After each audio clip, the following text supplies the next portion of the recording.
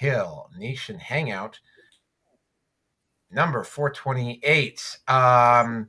With me tonight is I am your host and somewhat fearless individual, Naroki 5. With me tonight we have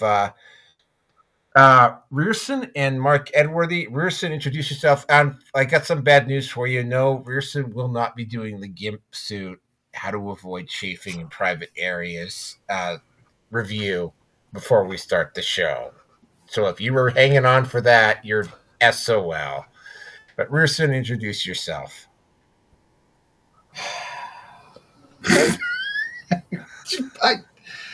Good thing I've got some beer. I think I need another couple of cans. My God. Okay. Well, I suppose at the end of the day, it could be worse. I mean, my name could be Mark Hamill, and I could be over in Britain, having trouble with having a wardrobe malfunction with the belt and my pants. Well, he wasn't wearing the right side GIMP suit. That's his problem. Couldn't happen to a more deranged individual. Oh, he would probably tell you to go force yourself, but he's probably been forcing himself to be somewhat normal most of the time. It's starting to take a toll on him. Also with me tonight from Whoa. All right. I was going to say, his brain merged with the Force a long time ago, and it looks like his looks like any belts that he should be wearing now are also going to be part of the Force as well. That's all I got. Mark. Mark, introduce yourself. I'm I don't know how to stop all that. Mark Edworthy, wearing a good jacket and shirt, very sort of formal, casual sort of thing. I'm Mark Edworthy, and usually reachable at minds.com, Medworthy. Thank you, Mark. All right, for those of you who don't know, I am at BitChute, Rumble, Odyssey, MGTOW TV, Brighteon, which is still at 99. It won't go over 100 for whatever reason. It's been stuck at 99 for almost 2 months. I don't know what the problem is there. And YouTube. I am also at, I have a subscribe star as Naroki 5. I am at, Minds, WordPress, Gab. I actually have a Tumblr, which I haven't been to in ages. I also have a Parler that I haven't been to in ages, but I'm also at MeWe and Instagram as well. All of those under versions of Naroki. Site news before we get started tonight. As you all know, I'm currently doing the Naroki 5 live stream. And what I have been doing up till now is that I've been picking a topic, and then what I've been doing is I've been doing the memes at the back end. The problem is, and I have to keep saying this about all of these memes, is that I am not actually...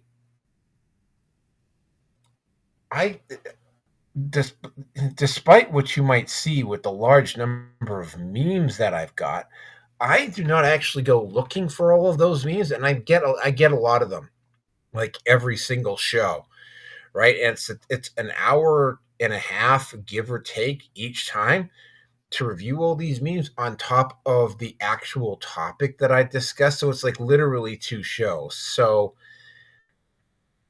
depending upon my mood, what I'm going to do is I'm going to have a regular Naroki 5 live stream. And what I'm going to basically do is I'm going to go full libs of TikTok here. And I'm just going to have a show dedicated to nothing but crazy feminist memes. And I have to tell you, without even looking, I am able to get over an hour, like literally every week if I want to. And yeah, again, I have to say, I keep saying this because at some point somebody's going to accuse me of basically like going out and digging for this stuff. I do not go digging for this stuff. Like, it literally finds me. Like, it falls into my feed on Instagram or on Facebook or on Twitter. You know, it's like it like you know, like if I spent all my time actually looking for memes, I could probably make it. I could probably do a 3-hour show. But that is pretty much it for that. So there's going to be 2 Naroki live streams a week, if possible. Keep in mind I do work some really weird hours in some really weird locations, so that's that. But it's gonna be the topic, and then it's gonna be the memes.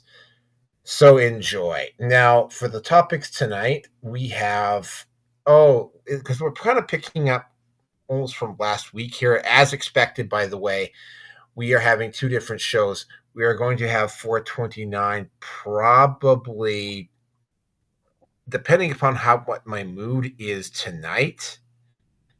Tomorrow morning, I will either take the day off and just do a little bit of prep work and have it on Tuesday.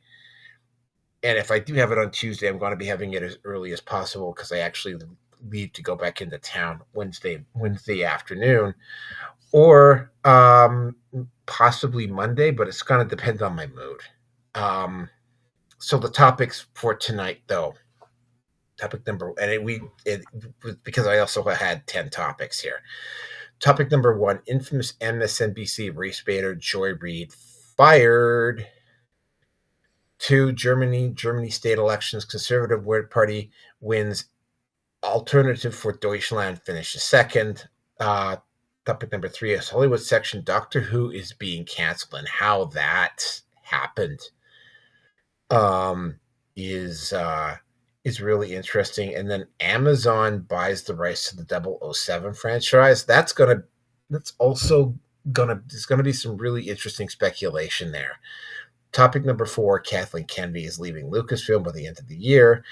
There's been some interesting news around that one as well. And then, of course, we have Kash Patel and the Epstein Files, and the actual release kind of turned into a bit of a debacle, to be quite honest with you. And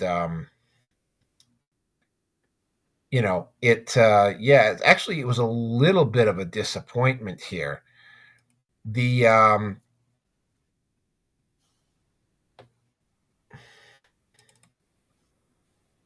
The whole thing was, it was actually really kind of a bit of a disappointment, to be honest with you. But without any further ado here, just hold on a second.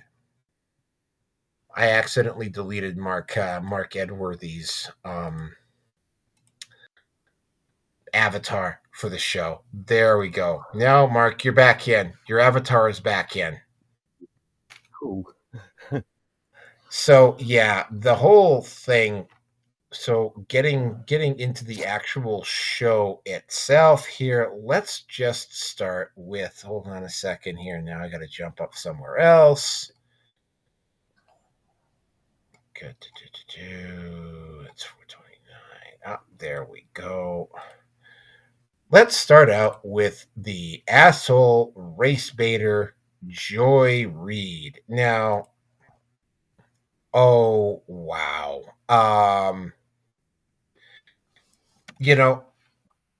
One of the posts that I saw about Joy Reid when this first occurred was just that it was like everybody was busy celebrating, because it was like, yeah, hey, the whole cancel culture thing around with Trump, and the whole Trump thing is just like literally happening all by itself. Well, yes, no. Joy Reid had the lowest rated show on MSNBC. Rachel Madcow literally lost her shit when Joy Reid got fired, which says a lot about Rachel Maddow. But yeah, Joy Reid was, if she was white, you would start to wonder whether she was a member of the Klan. Continuous and almost constant race baiting on her part. Not a surprise that a network like MSNBC, that has been struggling with ratings, and just like every other major news network show, it's struggling with ratings and viewership, that they decided to give her the old heave ho. And I mean, I for one am actually quite happy about it. Everybody's like, the realistically at this point, I mean, it's kind of weird about how a lot of these leftist race baiting, either on YouTube or in the mainstream media, are all just kind of like being taken off air or self-defeating right now. I mean, I'm still waiting for Hasanabi to make his stupid mistake to get fired. But I mean, Destiny is looking at criminal charges. Vaush has discredited himself. Shank Uger has decided to smarten the fuck up and has decided to switch teams from the looks of things. Like a lot of these places, and I mean, as we're going along here, because I didn't cover, it's going to be covered on the next show, as this audit of the government continues to move forward in the United States. Like, they are finding more and more stuff, and they are finding out that a lot of it was done. The United States wasn't interfering directly in the foreign affairs of countries, but what they were doing is they were giving, in particular under Biden, in the Biden administration, they were giving money to proxies and sending those proxies out to do their dirty work for them. Can't really say I'm all that surprised about that. But I mean, again, right? It's kind of I'm don't think I'm out of line here in thinking that it's really like, as this stuff is being uncovered, it's really weird about how all of these, like, as the money is being pulled out of that system, like MSNBC has had to scale back and CNN has had to scale back. And all of a sudden, like arrogant pricks like Vaush are suddenly not being quite so swarmy and arrogant anymore. And Sam Cedar is having to up his take of public appearances, which is making him look stupider and stupider. And it's just been going on and on and on, as these individuals on the left have to do things to get more money. Now, Joy Reid, in terms, if you want to take in the whole media, which is basically both at this point the internet and television, Joy Reid was not the worst. However, on the network news, she absolutely was the worst. I am in no way ever going to miss her. And I mean, again, I hardly ever listen to her content anyway. But it was like, yeah,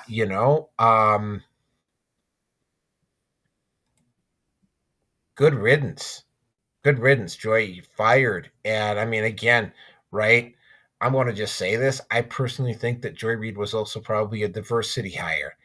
And with that, I'm going to turn it over to Mark. Okay, I'm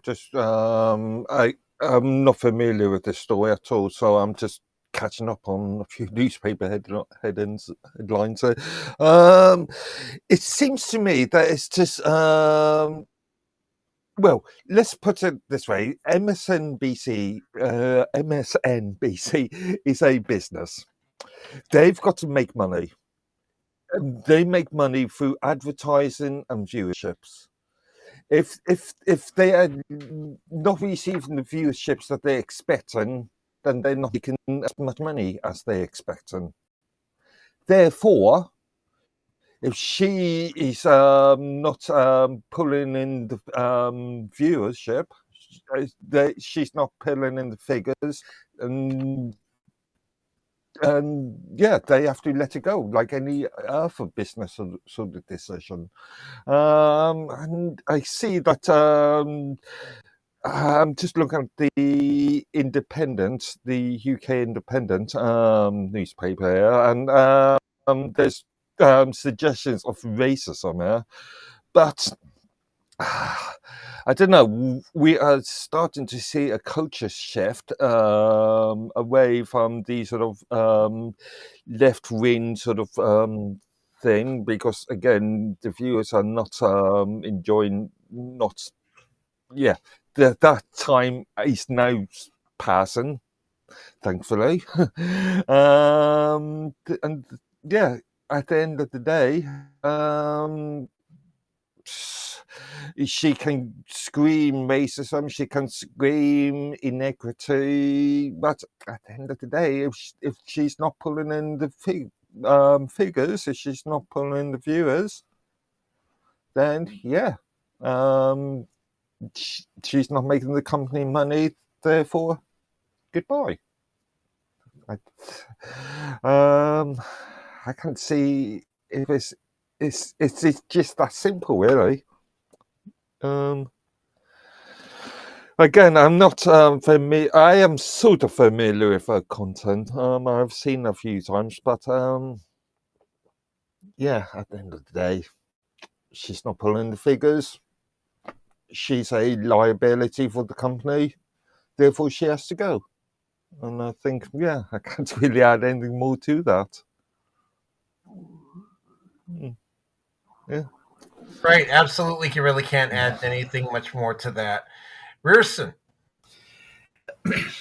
This woman's name has come up repeatedly with my listening of politics, but I never, much like Mark, I never really delved into her. I briefly, thanks to the biased Wikipedia, I can see a bit of a trend here. Now, Mark, I wasn't aware of this. I had my suspicions, but I wasn't really aware of this. She apparently had gone into journalism, began her journalism career in 1997, leaving New York, I'm assuming New York City, and she moved down to South Florida for a Channel 7 morning show. Station doesn't matter. She left journalism in 2003 to work with the group called America Coming Together to oppose the Iraq War and Bush Jr. For going through with all of that. This was about the time that those left-wing nuts band called Green Day had their American Idiot album come out. And I have to say, I liked it. I really did. But the more that I know about them now, the less I like them. Anyway. Now, she went back to broadcasting as a talk show radio host and worked on Barack Obama's presidential campaign in 2008. So,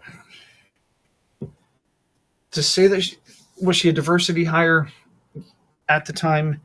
No. She was a political hire. And what's been said about America is that the most divided, the most divisive times in recent modern history was during the Obama years. And since this woman has seemed to be nothing but hate and vitriol and full of piss and vinegar, it fits in with the subversion, which that would be the best way to say it, I think, actually. Yeah. She fit quite well within the subversion of, well, fomenting, increasing racial hate and divide. Don't get me wrong. I fully expect that she would deny it. And honestly, I've never heard anything come out of her mouth. But given the overall track record of Obama, and apparently, again, his name within the Secret Service was Renegade. Which, my opinion being, if you look at his term overall and the fact that he did not leave Washington to go and attend to his own life, and he's been doing everything he can to stir up the pot from behind. It's actually this all in a conspiracy theory kind of way. It all just fucking fits together, and it fits together really, really well. You just have to see it from like 10,000 feet up, that sort of thing. So with her getting sacked, I would say that is going to be very, very closely tied to U.S. aid and the audit with all of that. So this is only the beginning, folks. This is really only the beginning. It could not happen to a more awful, ugly person inside. And I can't quite say that she's not attractive, but she certainly is not pretty. No, she's definitely not pretty. I'd give her maybe about a 4. Well, I'd say a 5. I mean, she is old enough. We'll just leave it at that. She's 56. Oh, yeah. In her prime, she was probably a 6 if she was thin. So, but we'll leave that alone. Maybe we'll go. Maybe we'll just be men soon enough within the podcast. That's probably not. Does that make her a boomer? That means she was born in 1968. Mm-hmm. So that makes her the late end of the boomers, doesn't it? Yeah, she's at the tail end of the. Yeah, Norica, you're a boomer, right? What? You're a boomer.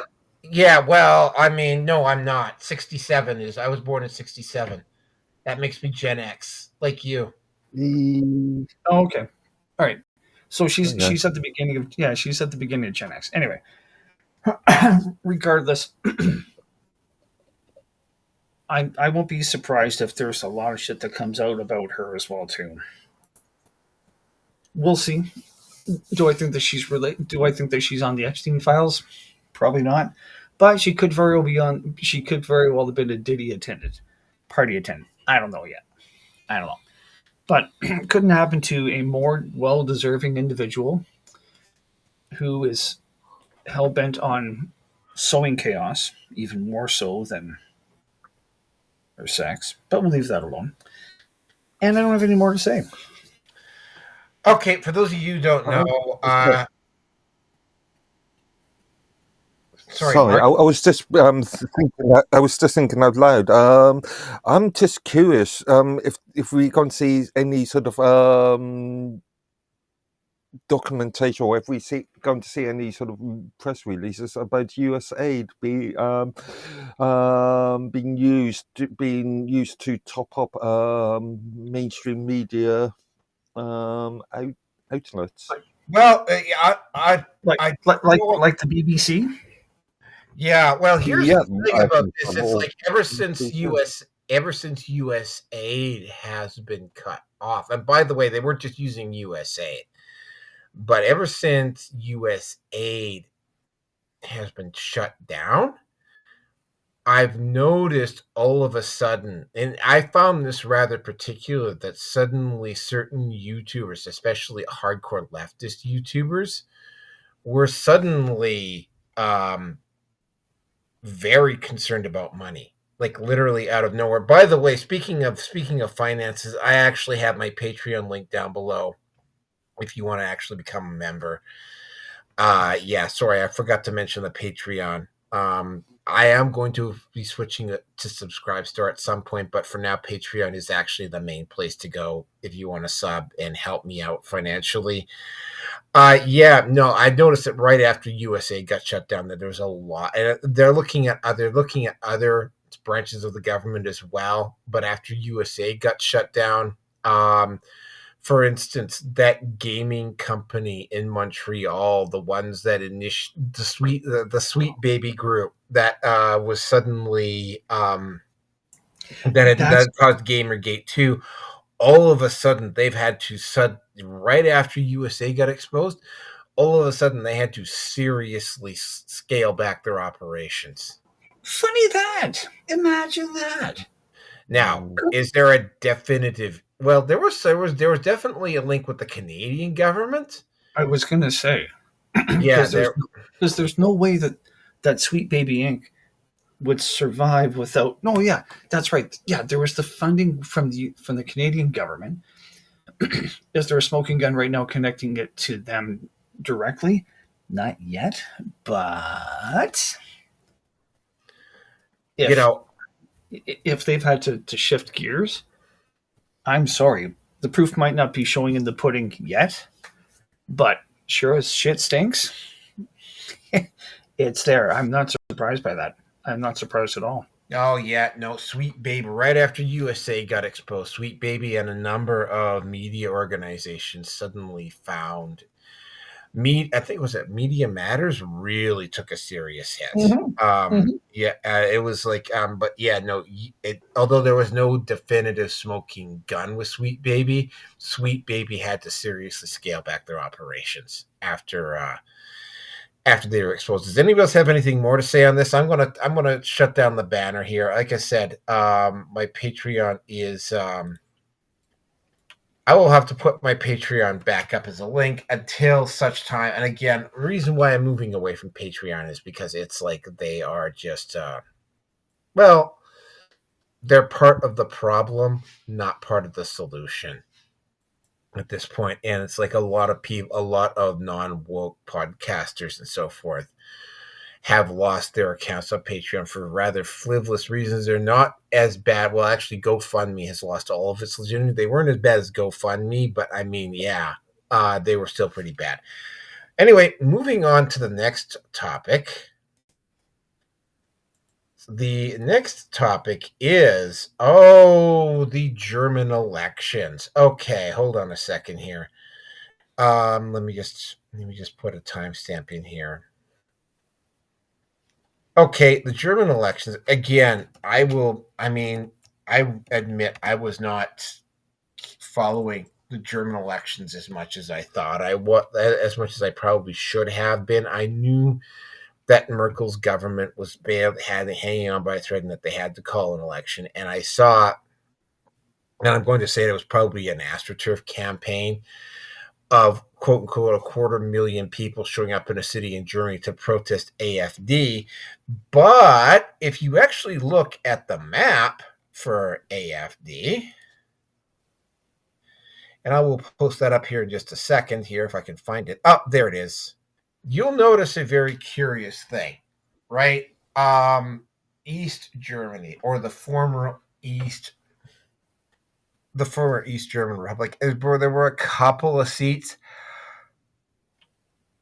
taken in the West, and the SPD basically took most of the northern part. Very, very, very clear that, and again, this is probably a lot because of the culture that's involved here.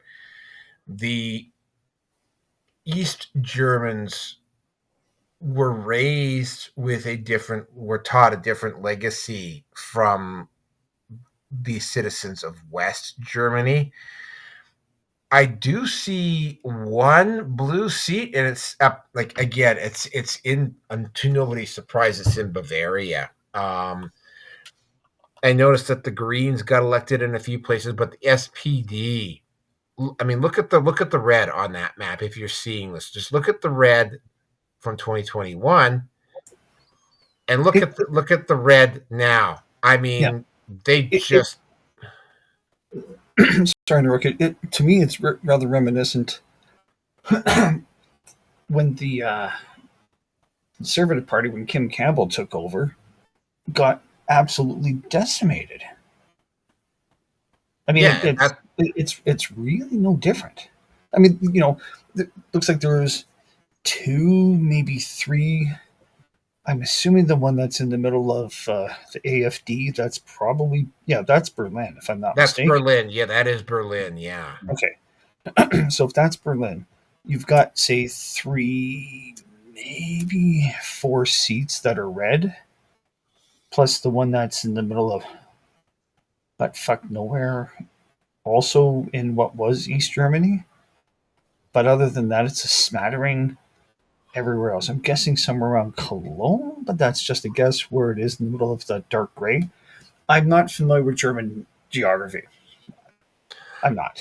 I'm not either. The Berlin isn't that big of a surprise. Of course, naturally, Berlin was going to have a lot of seats. But I mean, yeah, just it's not as bad of a devastation as what, say, the conservatives had after the Brian Mulroney election. But what really stands out now, and by the way, the Christian Democrats in Germany have made it very, very clear that they are not going to form a coalition with AFD. And here's the thing, right? And this is the same sort of thing that happened with the Swedish Democrats.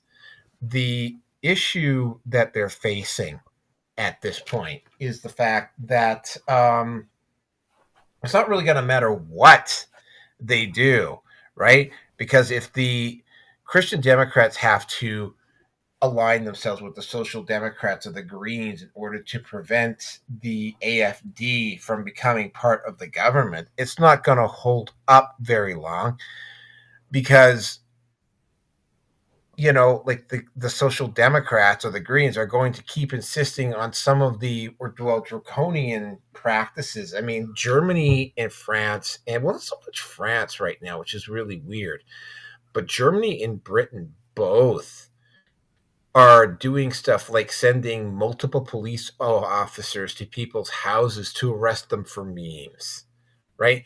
By the way, something that would have happened in Canada had Trudeau not been forced to prorogue the Parliament back in December. Bill C-63, or the online hate bill, probably would have gotten passed. So yeah, this is a very, very interesting situation that they've got going on here. And, you know, in one form or another, like, AFD is going to form the government at some point. For instance, if you go back to this map here, I'll just bring this map back up again. Like, you will notice that AFD did manage to get any seats in West Germany. I don't see any. That map looks slightly off from what I'm saying. Oh no, they got one. They got one. I think it's in Bavaria. You said Bavaria. So they did. Yeah. Actually, in West Germany, it looks like there's about 10 to 15% more seats that the CDU actually holds. I think that map's slightly off, just slightly off. Yeah, there are a couple. I see a couple of blue dots. So yeah, AFD did make some inroads in West Germany. I see that one, and there's probably. There could very well be one in that northern city as well too. Again, I don't know what that city is with the red and green, basically north central, shall we say? I think that is probably Bonn or Munich. I'm not sure. I don't know German geography, but yeah, as you can clearly see, CSU, basically that whole basically southeastern part of Germany, like, has been almost voting as a bloc for the CSU, and the Christian Democrats took most of the majority of the western part of Germany, and AFD basically, except for the city of Berlin and maybe one small little red dot in South Germany, they didn't. For instance, there were no Greens elected at all. There might be one SPD seat in Eastern Germany, and that's probably a city. That's probably a metropolitan area. Bottom line here is that whether both the Christian Democrats and the Swedish Democrats and the AFD, if these Swedish other sorry, I think the Social Democrats, not Swedish. No. The equivalent of the equivalent. Sorry, man. I'm sorry. The equivalent of AFD in Sweden. Okay. Yeah. Oh, okay. Yeah. All right. Is it coming about kind of like at the same racial level? Well, here was the thing: the last Swedish election, like the major right and left wing parties split the vote down the middle, and neither one of those two parties could actually govern with any other party except for the Swedish Democrats, right? And they refused to allow the Swedish. So basically, what they've got in Sweden right now is, and this is my understanding, it might be different now, but they basically got a very unstable alliance, which some reason has actually held together there. Okay, I've got the actual percentage of of votes. So the Christian Democratic Union got 28%. AFD ended up getting 20.8. Yeah, so this is for here. The Social Democrat Party, the SPD, only got 16.4. They're the ones that had that significant drop. The Greens fell below 12%, and the Green leader stepped down. And the link, I don't know what that is. I guess that's the other one, came under just under 9% of the vote. That's weird because I'm looking at the Wikipedia entry for German federal election, and I'm seeing different figures. CDU 24.1%, 197 seats. AFD 10.4%. Oh, that they definitely got more than 10.4. Yeah. Sorry, you said Wikipedia, right? Yeah. That's the problem right there. Yeah. Wikipedia is only good for scientific information. That's all that I as long as it's not gender science and feminism. Oh, fuck. We're not going to go there. I'm looking at the BBC. The BBC is much more in line with your graphic. Yeah, as you can clearly see. I mean, he's like literally, except for the city of Berlin and one seat down in southeast Germany, like literally, like the entire East Germany went blue. They're definitely gonna again, right? This German party, even if they shut AFD out of the government, they will not be able to really make, because they're going to have to basically go with the third party, which was these Social Democrats. And what's going to happen is that, the Social Democrats are going to keep putting pressure on them to continue doing what it is they're doing. And here's the problem now, though, is that if they continue to do what they're doing now, with Trump running the show in the West with NATO and whatever, like Germany is not going to get the de facto, because I think Trump has pretty much had it with wokeism, right? Like the Christian Democrats will not be able to continue to, because look at what he did with Zelensky this week. Trump did. Holy moly, look what he did with Zelensky this week. Oh, the little fucker has had it coming for years now. I was fucking happy for him to be told, basically, sit down and shut the fuck up. You don't know what you're talking about. But we'll get to that with the next podcast. Yeah. So yeah, very, very, and again, right, same thing's happening for us. The only country that doesn't have a strong version of what's happening is that either the right-wing party, which looks like it's going to be doing either Polyev or the Republicans in the United States, are basically moving away from that globalist tendency, or they're basically voting in anti-globalist parties forming anti-globalist parties, which is what's happening in Europe. Anti-globalist parties inside their own countries, and those parties are getting stronger and stronger. I don't know because we're going to go to Mark here just a couple of minutes.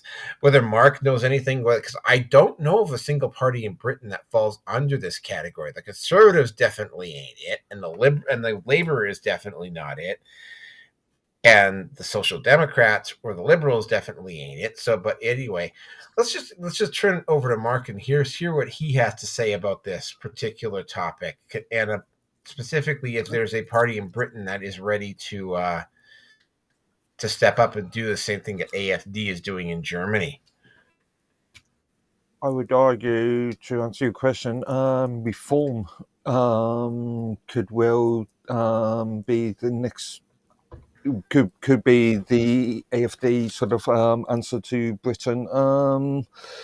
But depends if we're going to have an early election, which I'm guessing that we could well be within the next 2 years, or if we can see the full Labour sitting for the full term, which means that the next election will be in 2029.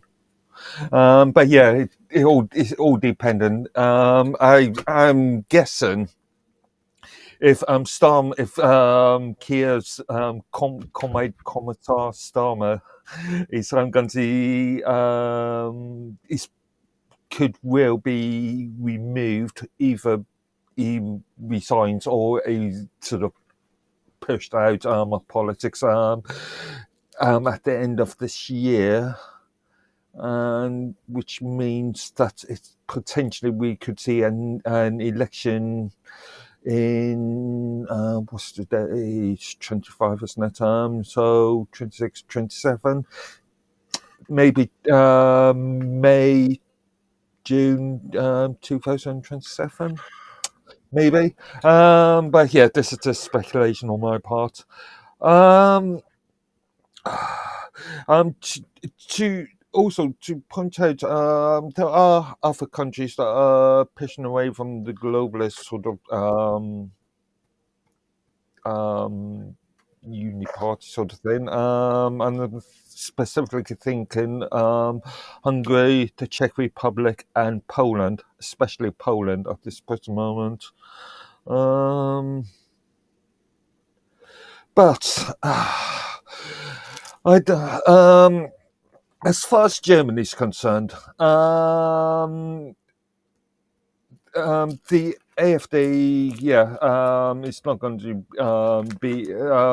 There's going to be a pushback in relation to a coalition between the CDU and AFD, and there's going to probably be a coalition between CDU, SPD, and the Greens. But something that strikes me here is that in the last provincial, the last elections in Scotland, the Green, what's the last elections? Yeah, I think so. The Scottish National Party actually did a coalition with the Greens, and there was a lot of pushback from the Greens because obviously the Greens wanted to go harder and faster left wing, and the Scottish National Party.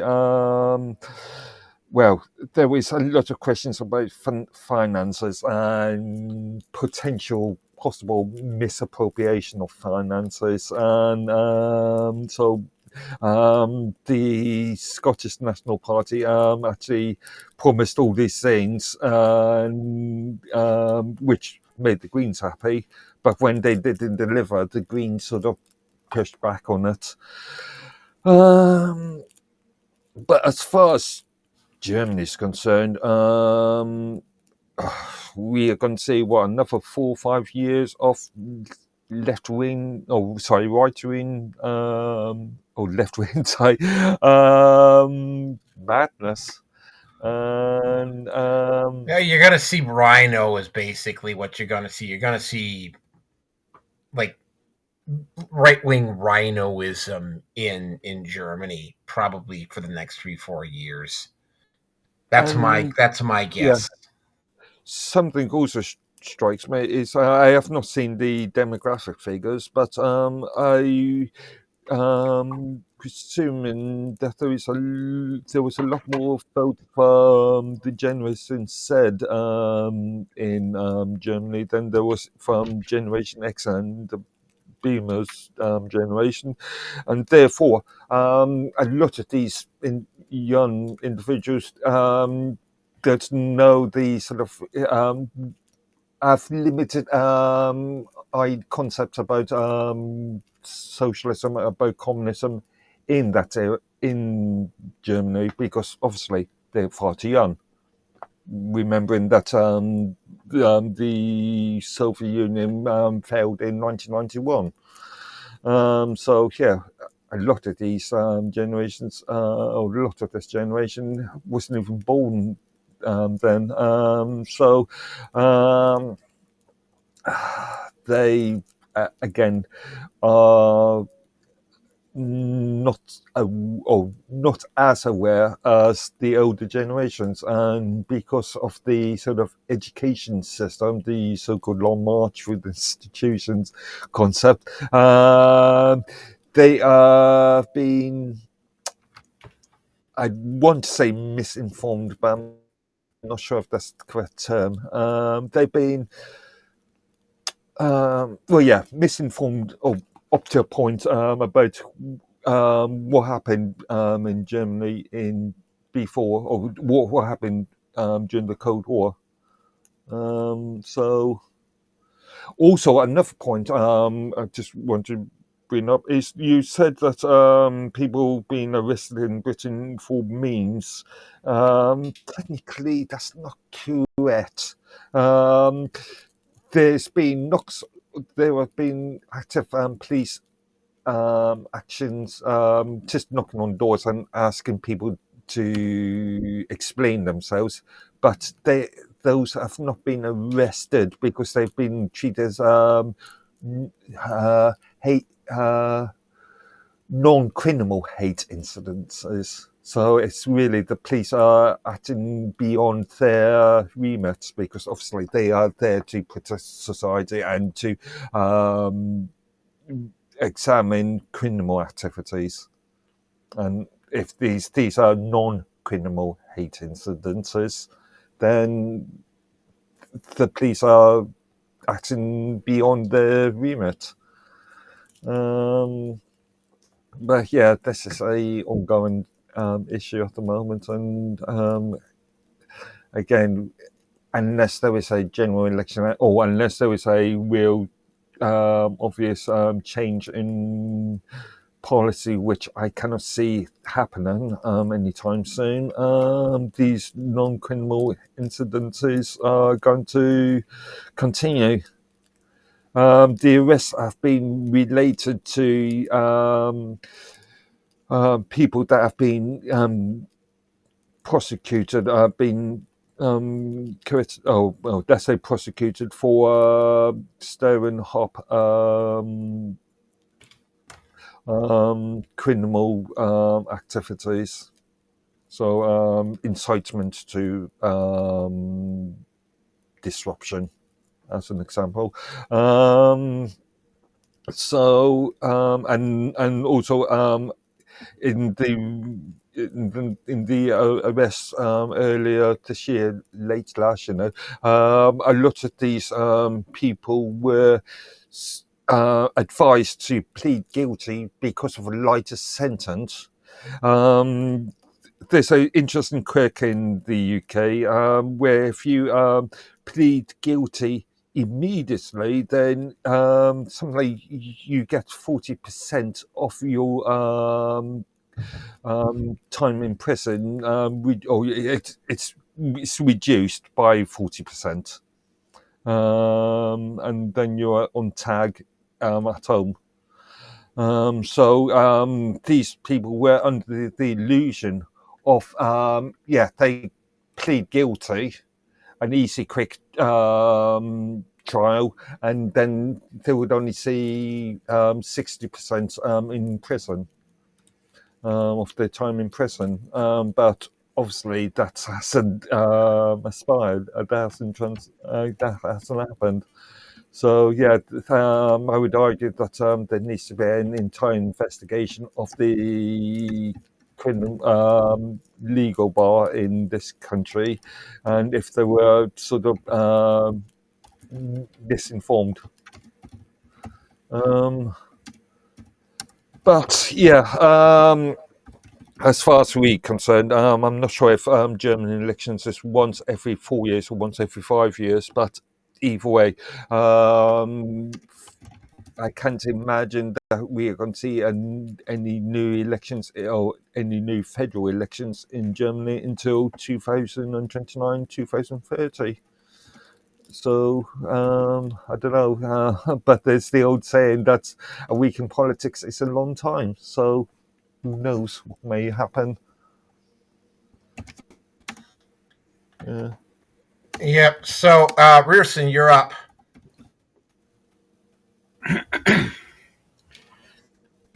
Well, with what was already brought up previously, I didn't realize.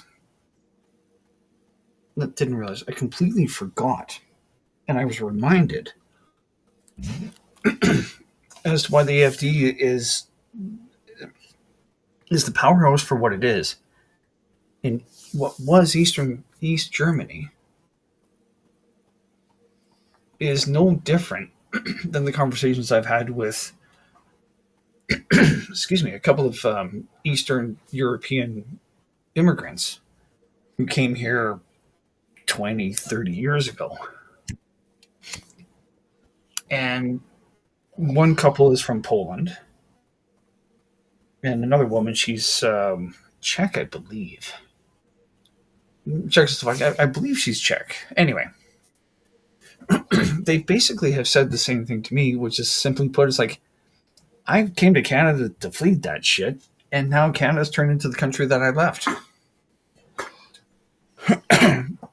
I mean, aside from Bavaria, that province, region, whatever they call themselves, pretty much in the very far tip of, I'm guessing, France, which is blue, that one that's in the middle of nowhere, West Central. And that's about all that I can see based on the map. I can't see any. Based on the map, can I actually expand that? Probably not. No, I can't fill it out. That's fine. It's the people that know what has come, what the past was. They went through bloody freaking hell for 2.5 generations, whatever the case may have been. And the rest of Germany is bloody oblivious to what's coming down the pipe if things don't change.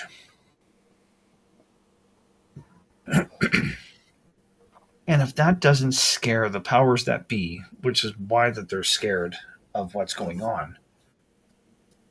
And I'm going to jump the gun here, which will be...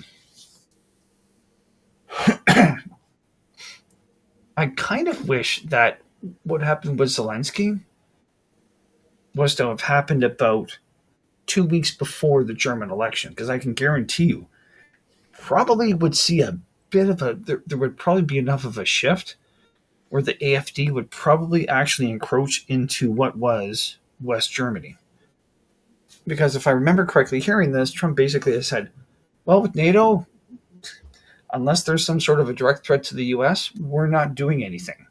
We're not getting involved with Ukraine. We're pulling out, and you guys are on your own, and blah, blah, blah, blah, blah, blah, blah. Thank you, Justin, for promising $5 billion we don't freaking have. Asshole. But that's Canada's problem.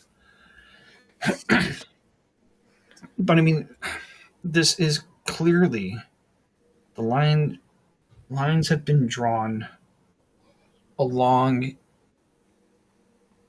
post-World War II ideologies in terms of politics. And as is typical in the UK, in Australia, in New Zealand, in the US, in Canada, If you have a sense of nationalism, you're, quote, far right. And I'm pretty sure that quite clearly that's exactly what we can see as to what's going on. Now, Bavaria and wherever else that voted for the AFD, they can probably see the writing on the wall, and they're shifting. It's going to take time. It will take time. Not to say it's going to be nice. It's not to say it's going to be easy, because it isn't. But at the end of the day, it is what it is. So now that I can see, I was just going to say these sort of regime shifts are always difficult. Yeah, they're never as straightforward as you would like. Oh shit, man! Believe me, I see that. I see this in Canada every freaking day. We have the Trudeau stepped down, and everybody just kind of went. Sorry, if Trudeau didn't step down when he did, and we're going to go into an election, it was landslide. Doesn't even freaking cover it. It's not a landslide. It was pretty much a freaking avalanche of anybody but liberals. Now, I'm sure that the voting trends in the UK are no different than Canada. Can't stand the party that was in there. I'm going to warm up a lot more to the other guy. Vote the other guy in. Everything's fine for 1, maybe 2 terms. I'm sick of these assholes. I'm going to go back to the other side. And it just keeps rotating, flipping around. Pretty much, right? This is the problem with the sort of two-state sort of omni-party thing, where you've got conservatives, which are in reality just another socialist party, as we see in the UK. It's the two-party system. It's the two-party system. You vote the one in because you're sick of the other one, and they're the two birds. They're the opposite wings on the same bird. Now in Canada, kind of like Germany, you've got your diehard minority that is always going to vote for what used to be the extreme left, like the Socialist Party, which here in Canada is called the New Democrats. That will vary from province to province, but that's how it is. And so that provides a bit of a break in the monotony to it all. But yeah, until I saw this actual map, I didn't realize I would not have made the connection. And I would not have made the connection based on history. So that, what Naroki brought up for the electoral results, it's really telling of the past. And it's also really telling of the possible future. So I'll just leave it at that. I got nothing more to say, man. So ready when you are. Let's move on. Unless anybody else wants to say, but I don't have any more. Oh God, yeah. When you were talking about polls, I took a quick look. Where here? And for Canada, yeah. Polyev is down to 160 seats, guaranteed, like roughly. Yeah. Okay. All right. Fair enough. But Kim Campbell was on top of the world because everybody was fucking sick of Brian Mulroney, and look what happened to her. Yeah, well, the liberal, it's no longer looking. It's like about a 28% chance that the Conservatives are going to get a majority. Just anyway, just a quick point from that. I don't just pose. I proposed I treat polls with a pinch of salt because it depends on the exact word and the questions that are used, and it depends on the demographics of those questions are asked. So the sample size, who answers more often than not, things along those lines, right, Mark? Yeah. So again, the old saying being is that you can have as many polls as you want. The only poll that matters is when people go to vote. That's it. Indeed. Anyway, let's move on with the next one here. All right, so we are into the Hollywood section. Oh God. Yeah, man,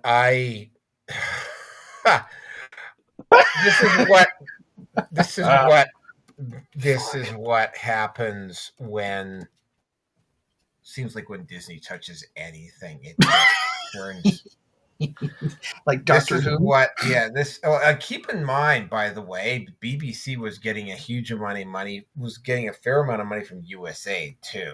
By the As way, I said. yeah. But well, I mean, Jodie Whittaker, the female Doctor Who they had. I mean, she put in a game effort, but again, right? They kept bringing up the fact that she was a woman, and Jodie Whittaker saw the writing on the wall with where the TV series was going. I mean, her official explanation for why she left was different from but I mean, it was very, very clear that Jodie Whittaker saw what was going on with Doctor Who and decided to smartly walk away.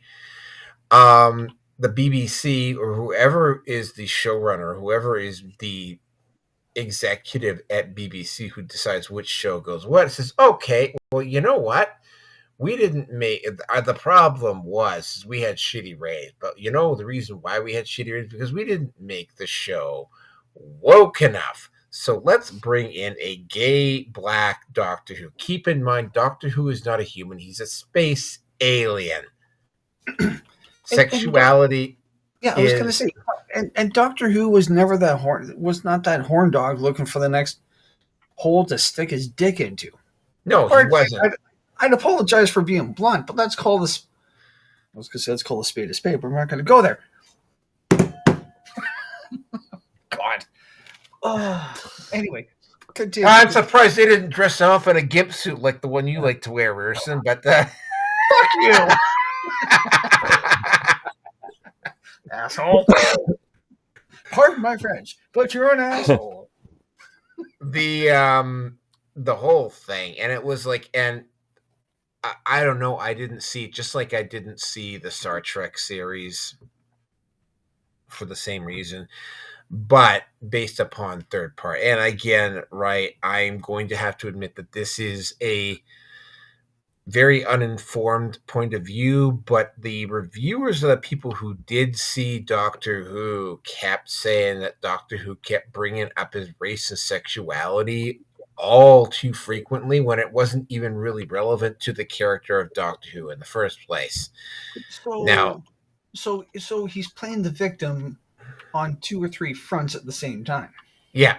So how bad was it? The same Gatwa did the same thing that Jodie Whittaker did. He saw the writing on the wall, and apparently he is leaving. And I don't know what BBC is going to do. Maybe they should go back. And I don't mean, again, well, I don't really give a shit if people think I'm being fucking racist or not. I don't know. Maybe have the Doctor Who be a British dude. Doesn't necessarily matter what particular race, because it's not really matter, because he's not fucking human. The BBC lost the BBC. It doesn't really matter. They can have him be a space alien. I mean, I really don't care. They can have him be black. I really don't care. Just tell fucking stories. Don't make it about his sexuality. Don't make it about his race. Don't make it about his gen. Don't make it about his, her, its gender. Actually, you know what? I'm going to just stop saying it and just going to use his and her, because it pisses off a certain crowd when they do that.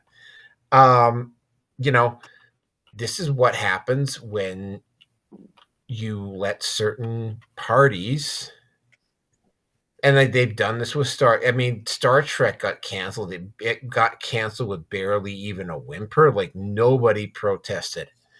And you're seeing the same thing happen with Doctor Who. And it's like the guy who was the lead actor, the guy who was playing the Doctor, and also, by the way, it's not just the Doctor, it's his companions, right? Like the companions are also ethnically mixed and of questionable sexual identity. So it's like they was really, really obvious what they were trying to do here, and it didn't sell. And get woke, go broke, and Doctor Who got broke, and I don't know whether it's going to have another season or not, but they cannot continue down this path, and they probably won't be able to continue down the path because, again, Donald Trump is turning off the fucking spigots as quickly as he can find them, right? So they're not going to get third-person money. Disney is in a shitload of trouble. I mean, I cannot wait to watch and see how badly Snow White is going to tank next month I think it's next month when it releases.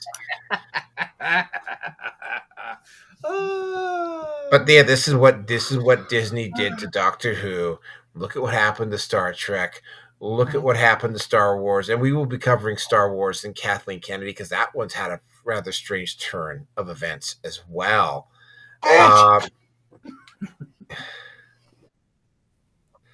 I mean, really, I got nothing about this. Now, on to the other one of these, which is, of course, not Doctor Who, but 007.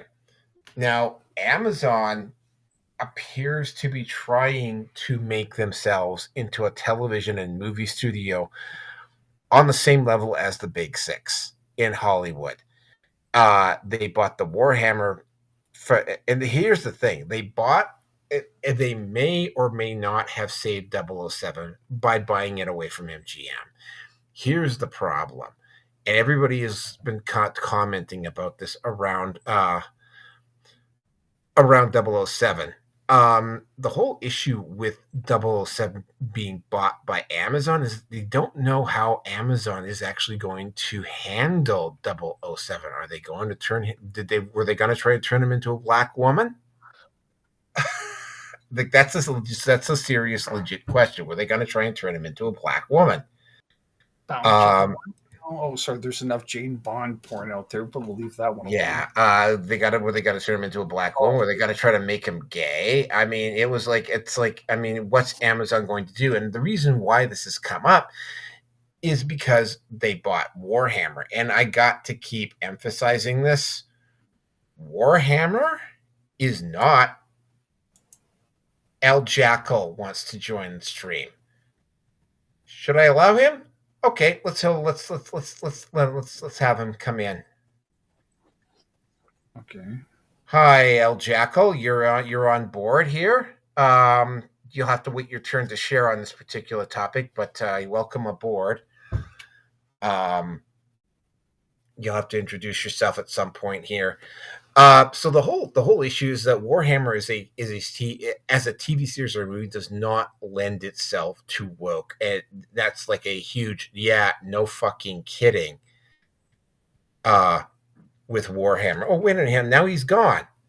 Oh well, too bad, so sad. He lent himself. Warhammer does not lend itself, but I mean, in particular, when it came to the fact that they were crying the hell is his name? The guy who played, not Chris Hemsworth. Jesus, Okay, what movie? The guy who played Henry Cavill. Okay. They were pressuring Henry Cavill into having female characters, and Henry Cavill went, well, we have female characters. They're called the Adeptus Sororitas. Oh, well, they're too religious. Oh, well, then we have the Sisters of Silence. Well, they have no speaking lines. And it's like, sign language is a speaking line. Well, then they're going to Helen Keller themselves. All right, here's Jackal. Let's see if Jackal wants. Jackal, you'll have to wait your turn, unfortunately. Oh, is that? Oh, look at that. Yeah, you'll have to wait your turn there. You'll go after Mark Edworthy. The whole thing about them buying the 007 franchise is we don't know how they're going to handle it. It's very, very clear that Amazon is trying to put themselves up there with Universal, MGM, and Paramount and one thing. They're trying to become a major movie producer. Now, if they handle both War and like Warhammer, I mean, they barely kept Henry Cavill on board for it. And the only reason they had kept Henry Cavill on board is because Henry Cavill basically said he was going to withdraw his support if they tried to wokeify Warhammer. And we all know what would happen, what would have happened if they tried to wokeify Warhammer. Now, the guy who currently plays 007 is about as woke as they come. I can't remember his name right off the top of my head, but he's a full-blown fucking male feminist. Maybe they're going to replace him with somebody else. I don't know. But again, right, there have been rumors that they were going to try to wokeify him when it was under MGM. Now, if that is going to... and now Jackal's gone again. Jesus, okay. I guess he's having technical issues. All right, well, whatever. Yeah. Are they going to do it? Because I mean, James Bond 007 is, pardon the language, about as alpha a character as you could get, and Warhammer 40K is about as unwoke a fantasy world as you can get. So, I mean, if Amazon tries to release these movies as woke content, like, it will definitely, and some people have actually been stupid enough to argue this with me. Oh yeah, go ahead, by all means, wokeify Warhammer. The TV series or movie will tank epically. Yeah, well, no, it doesn't. And it's like, of course, and they start arguing about it. And it's like, there's like so many examples of woke television and movie series not going in, but they will argue to death over this. So are they going to do this with 007? Maybe, maybe not. But whatever the case is, Amazon is going to ride or die. That's my point on it. And we're going to go to Mark. Just to clarify, the last film, No Time to Die, which I've yet to see actually, which was released in 2021, it was Daniel Craig, is the name that you were looking for. Thank you very much. Being the last, yeah. As far as I can't really comment on the Amazon James Bond thing because I've been meaning to do some research on that and I've not had any time. But as far as the BBC is concerned, it has to be mentioned that the BBC is what you call the BBC is not a single organisation. The BBC, as in the license fee, UK license fee organisation, it has been losing customers left, right, and centre. Just looking at the data that I'm seeing there, last year, 500,000 households cancelled their BBC licence fee. During last year, which, and according to this, it means that 23.9 million households are still currently paying the fee. And it's worth mentioning that every 10 years, the BBC has to go to the government and ask for a renewal of the contract. The renewal of the contract is in 2027. And there's questions about can the BBC remain as a sort of license fee. They are looking at is the license fee still sustainable, and if not, how can they get the revenue? Which is great. Their taxation, their license fee is bigger than some countries' GDP.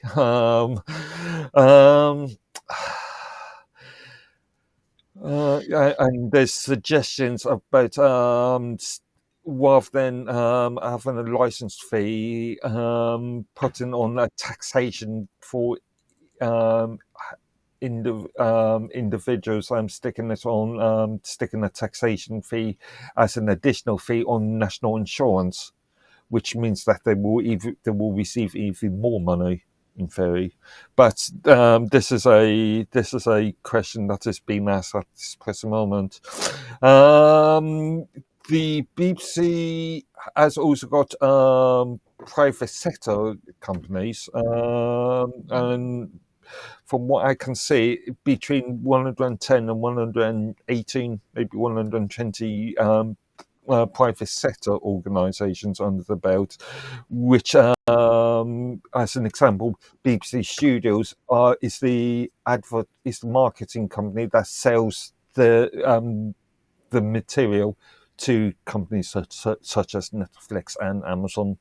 So not only are they receiving license fee money, which under the current legislation, if you are viewing television live broadcast television video streams in the UK, then you have to pay the license fee. But there is a question about what is a television broadcast, which the BBC has never. The BBC's always made a sort of circular argument, saying is if you're watching something, if you're receiving a TV broadcast, is something that you're receiving a live broadcast via a TV, but has never explained legally what a television is. So there was a bit of a weird sort of circular arguments there. I've got to go back to my original point here.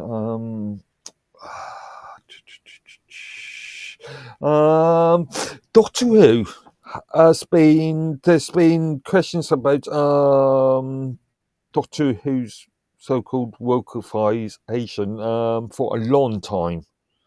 And I've not actually watched a Doctor Who episode since the early 90s anyway, so I've not really. I've been hearing the arguments, but I'm not really aware of the actual episodes themselves, the recent series themselves. But again, people are outside of the sort of London-centric sort of bubble.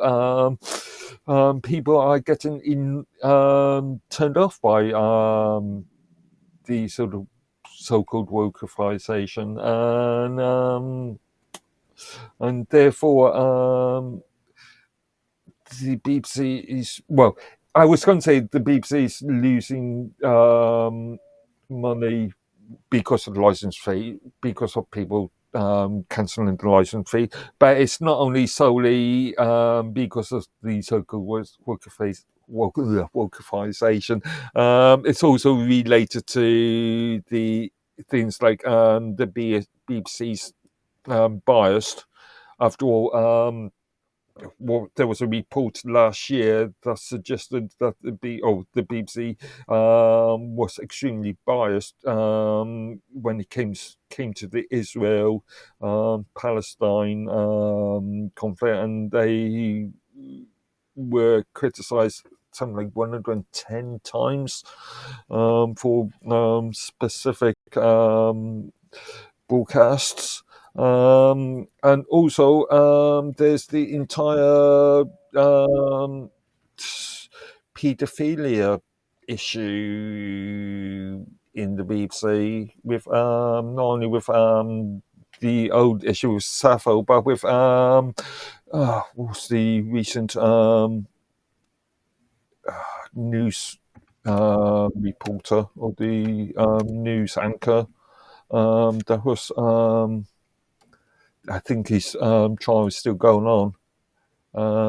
Huford, I can't remember his name, but yeah, there's that entire question. And yeah, and there are questions such as something I've personally noticed is that the BBC has been pushing internships in the organisation, but they've been actively pushing. The Epstein Files or the Diddy Files, Mark? Sorry, You're talking about the Diddy Files or the Epstein Files? I'm talking about the BBC. I'm talking about the BBC reporter who.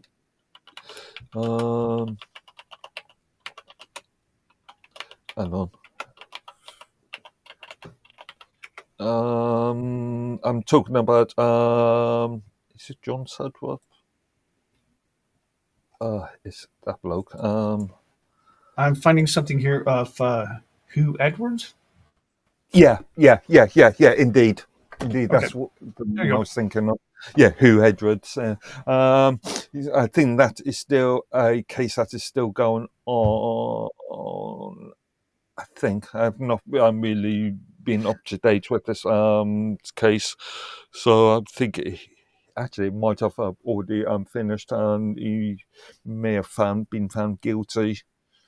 But yeah, so there's the entire question, and I think like I said, the BBC has got their own agenda, and they think that they are being non-biased.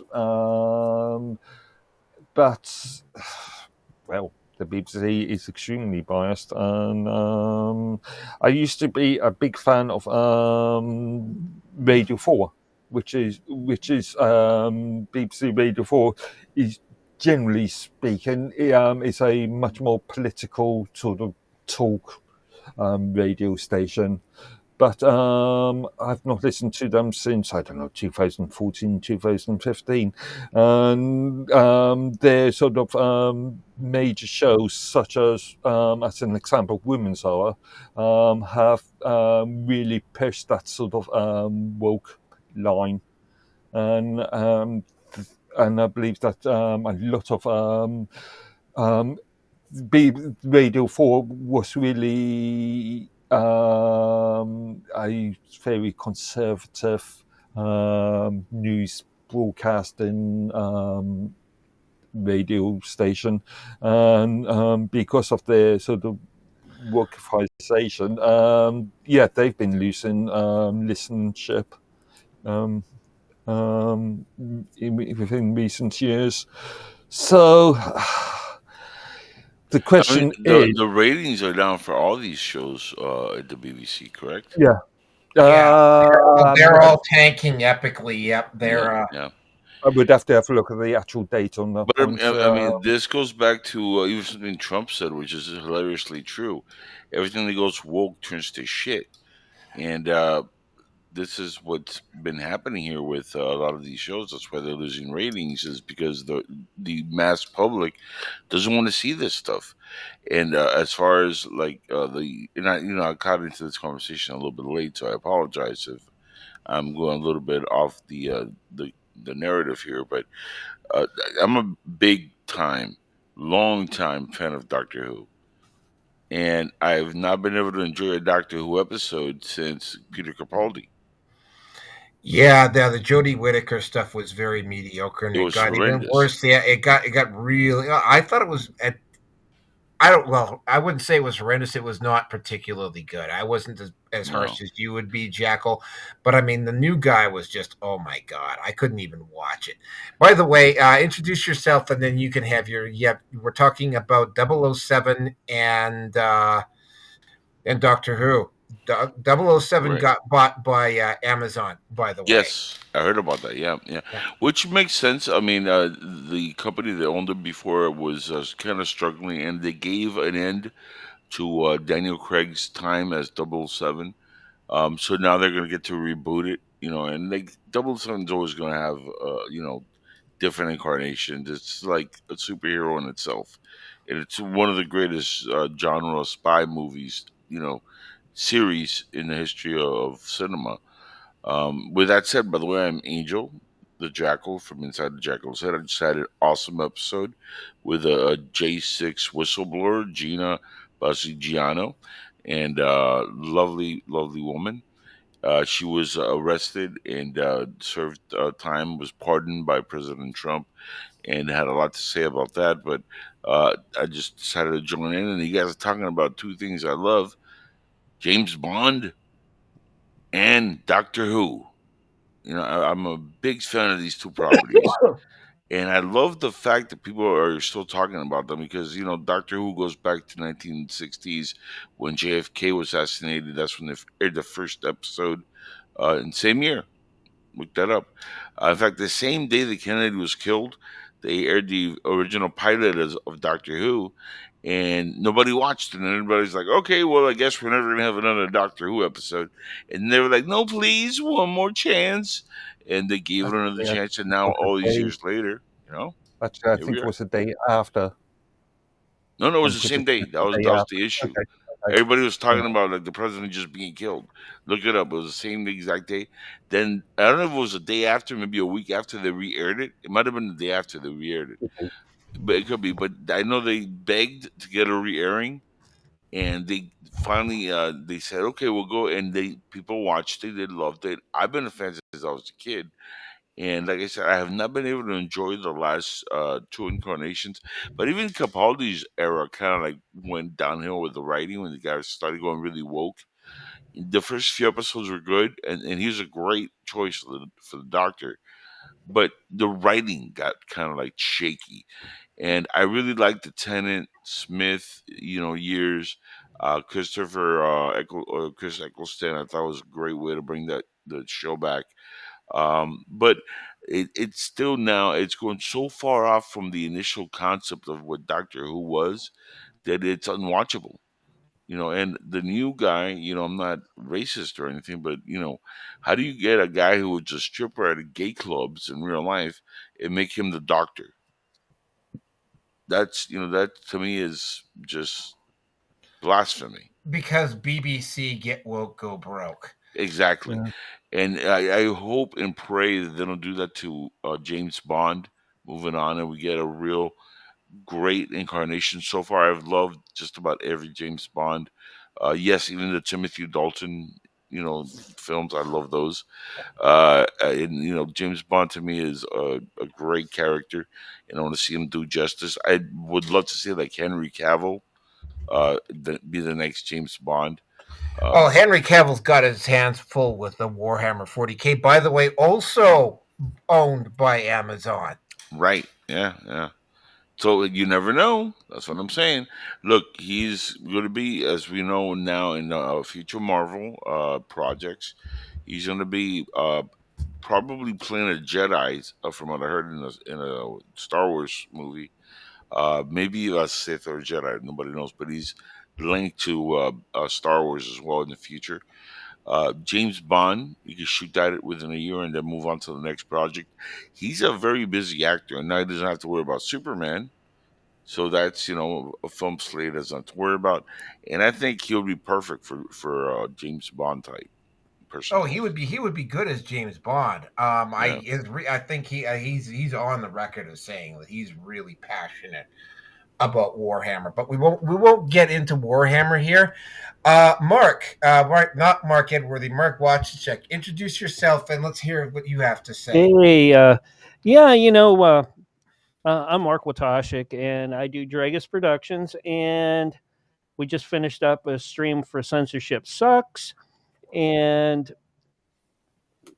I'm, after Roger Moore and Sean Connery, when it comes to 007, I really couldn't get into it after that, really that much. Roger Dalton did a pretty good job, I thought, trying to look Timothy Dalton, but yeah, Timothy Dalton, Timothy Dalton, not Roger Dalton. I'm not, Yeah, I got the Who going on in the background.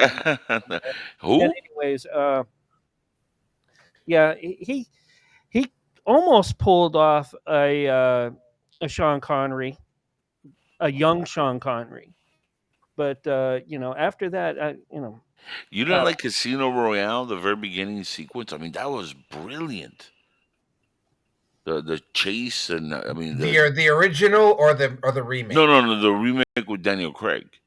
Oh, I liked it, but I mean, I like loved again, it. right? I mean, Pierce Brosnan wasn't bad either. My big concern Mm. with Amazon, and it wasn't made any better because of the way they've been mishandling Warhammer 40K. Is that I mean, yeah, they bought they bought 007, they bought Warhammer 40K. hmm They've tinkered around just enough with Warhammer 40K that they might actually shoot themselves in the foot before they get out of here. And then they go in and buy 007 as well.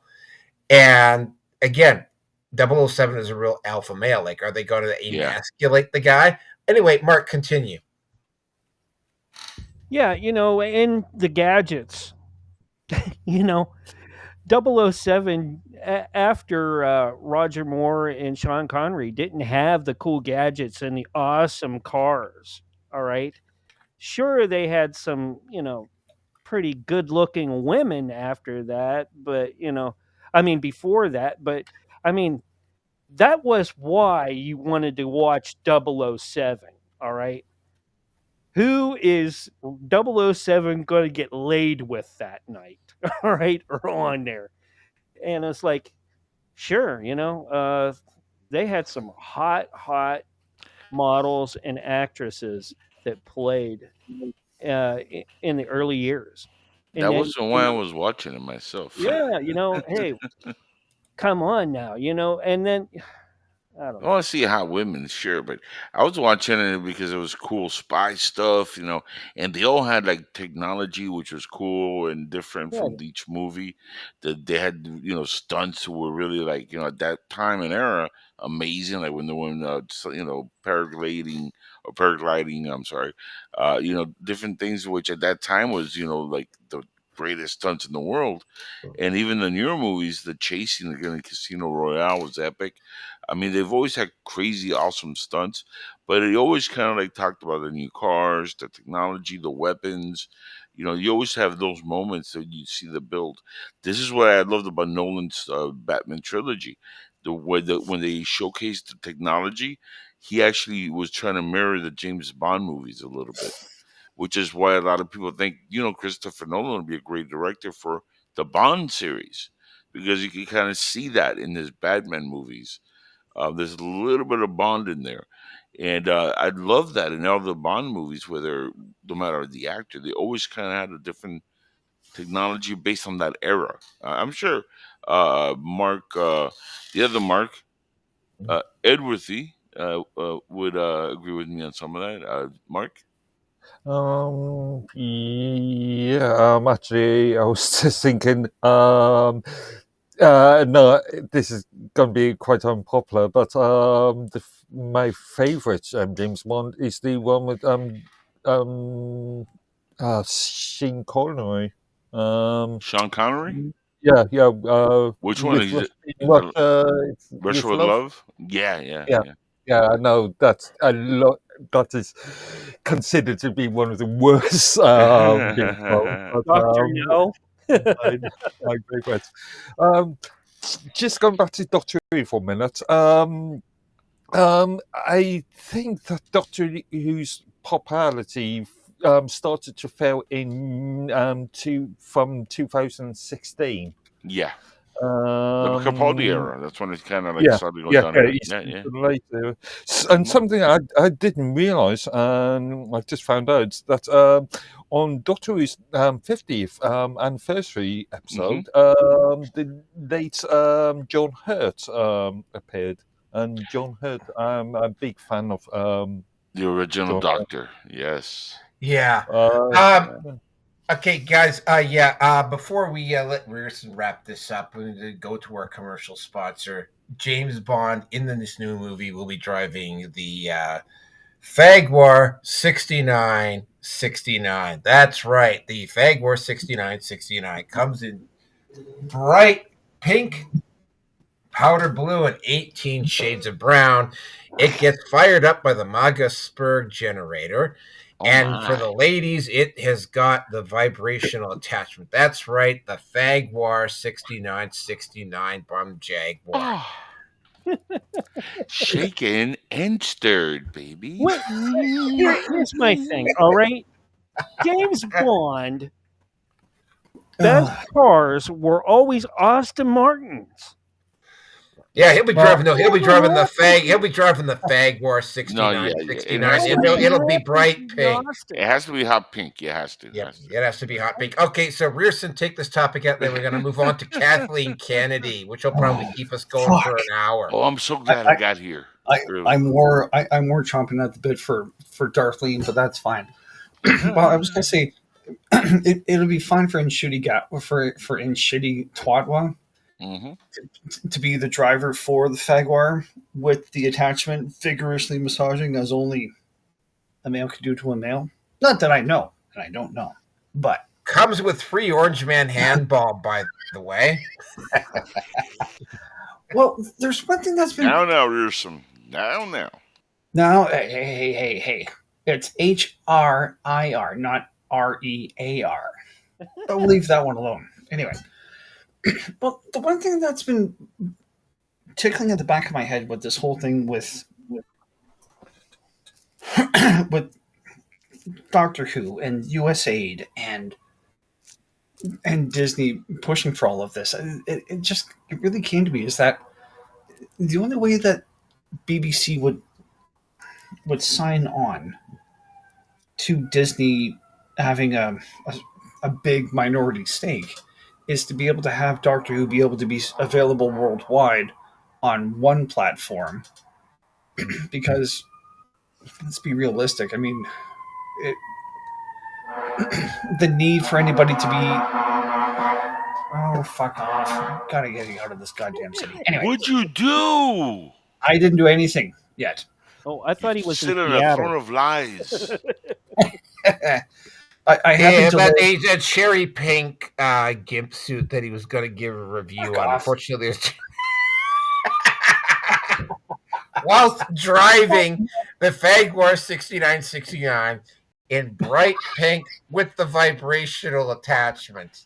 Oh my! Oh, Stirred good lord, and shaken, dude! You just made me go back to Eddie Murphy and the Fashion Police in San Francisco, and it's not a siren that's going woo woo woo woo. It's on the top of the car going woo woo woo. See, I was thinking more of the Eddie Murphy and the skit with and his homophobia. Ebony exactly. and ivory, you are black and I am white.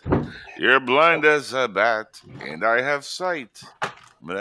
You're my amigo negro. Anyway. Continue. Anyway, we're going to finish this topic up so we can get to Kathleen Kennedy, because I'm sure we're going to have a lot of fun with that one. All of us going to be chopping at the bit. Anyway, my opinion is with USAID, hasn't been proven yet. No, actually, no, it has been proven. The USAID did give the BBC something like $12 million. Maybe it was as little as $3 million. I don't remember what the number is. But the only reason why they would have signed on for Disney to be part of it is for worldwide distribution. And it brought in the beginning of the end with, well, even still with Capaldi. I didn't watch too much of his stuff, but the feeling started to actually, it came down to is that Capaldi was starting to become a married man. He was losing his balls. And believe me, I know, I'm married for now, on paper, but that's another story. And I went back, I stumbled across this a few days ago. And the whole thing with leading up to Jodie Whittaker was an episode, not the episode, it was Pigs in Space, met Doctor Who, and Link, I think that was the guy's, he was the ship captain, the arrogant, stupid pig, ended up being transgendered. But of course, Marjorie, don't they all? Mm-hmm. Well, Pepe, I don't think so, but that's another story. But and Lovely. then Mm-hmm. well, and then this whole thing with Mark Hamill having a wardrobe malfunction with his fucking pants. Oh God, Jesus. But Yeah. but the thing though was that Tennant was all over harping on Trump. So I've been hoping against hope, and I think it's going to go the way that I don't want. But Tennant is just as complicit to what the fuck's going on as pretty much everybody else is at his level, because you have to sell your soul to the devil. I don't think I'm wrong, and I don't think I'm wrong, and I just wish I was, until it's proven otherwise. Anyway, so all of that being what it is, and with Gatwa just being an atypical. We're all a bunch of guys in here. Last I looked, we're all still biologically identifying, and we know that we're all men at the end of the day. What do we want at the end of the day? We want a whole. We want beer, Batman, and a blowjob. I think that's really what we want. And In boobs. that order. Yeah. And boobs. Okay, that's just me. Well, okay, you can substitute boobs for a blowjob for booty, or you can include all of them. It doesn't really matter. But at the end of the day, we have our simple needs. We're happy, and we're going to go about our day. Blow and hookers, my friend. Blow and hookers. Hookers and blow. Yep, I know. So it's just it was Disney being part of the trifecta with Obama and all of the shit going on. It's unfortunately, it's not surprising. It was something like this at the end of the day was bound to happen. I don't like saying that, but it is what it is. Now, as for Bond being bought, the Bond franchise being bought by Amazon, I have never watched a Bond movie from start to finish. I've seen bits and pieces. I can't say, I would have to say of all of the Bond actors, I think Connery was probably the epitome of. Roger Moore I've got a lot of respect for as well too, because he held on to that role for quite a while. I have been in the same room as Pierce Brosnan, but that was when he was still known as Remington Steele. Whoa. And I could see him doing a good job. That was back in '92. Yeah, I remember that. Yeah. That was a good show. It was.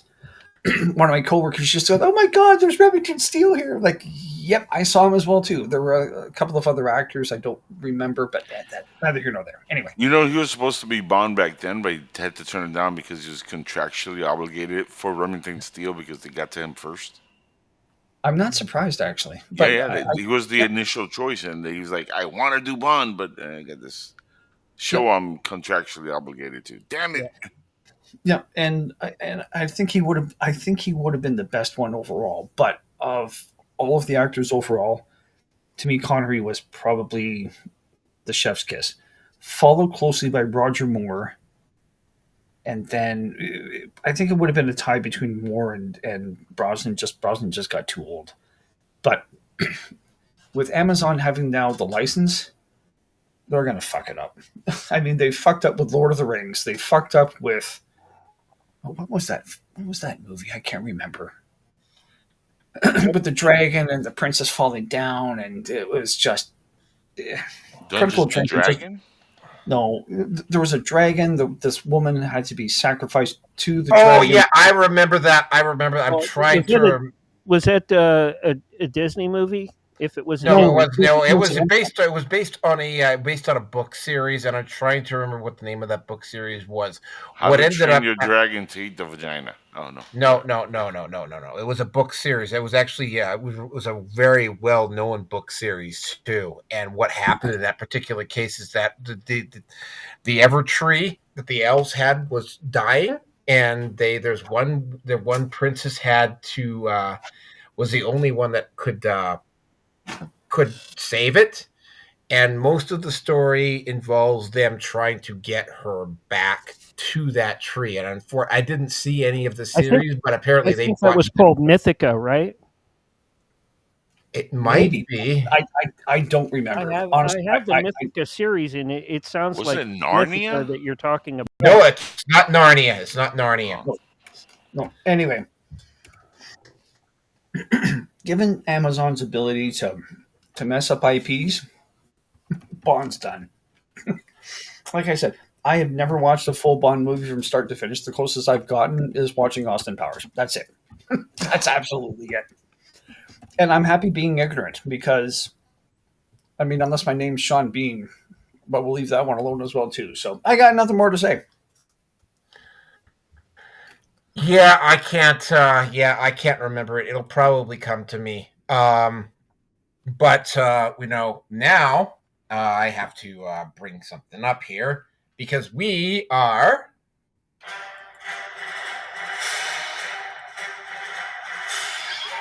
Yes, my lord. Yep, that's about right. That is Execute absolutely Order right. 66. Well, in this case, Order 69. Yes. Anyway, Mhm. there was once Don't upon a do time anything. in a land called Hollywood, there was a movie trilogy that shaped, I think, a lot of science fiction and a lot of stories that sci-fi stories that happened in the 80s, and a lot of people got inspired to do movies, me in particular, from this particular movie. And it did really well, and it did so well that they did a trilogy, and it wasn't, I mean, it wasn't bad, but it wasn't very good either. But this was pre Kathleen Kennedy. But then Darth Kennedy emerged, and Disney bought the Disney Empire bought Lucasfilm, and Darth Kennedy was put into it, and Darth Kennedy decided that she needed to impose her social views, particularly your feminist ones, upon everybody else, and basically managed to, with a couple of rare exceptions, The Mandalorian and Rogue One, and a couple of other series which may have done well if they hadn't already botched everything else. And the shows just kept getting worse and worse and worse and worse and worse until you got the the acolyte, not the ejaculate, the acolyte. No, it is the chocolate because that's Leslie Headland just spraying everything all over that she can get her. So anyway, people started asking questions, like how many bad TV series and movies is Darth Kennedy going to be allowed to do before she's let go?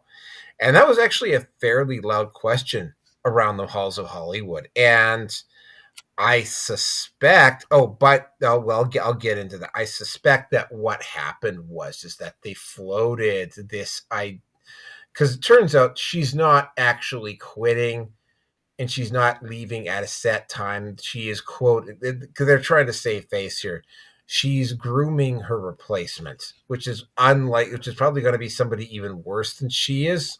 It's going to be another Darth, of course. But,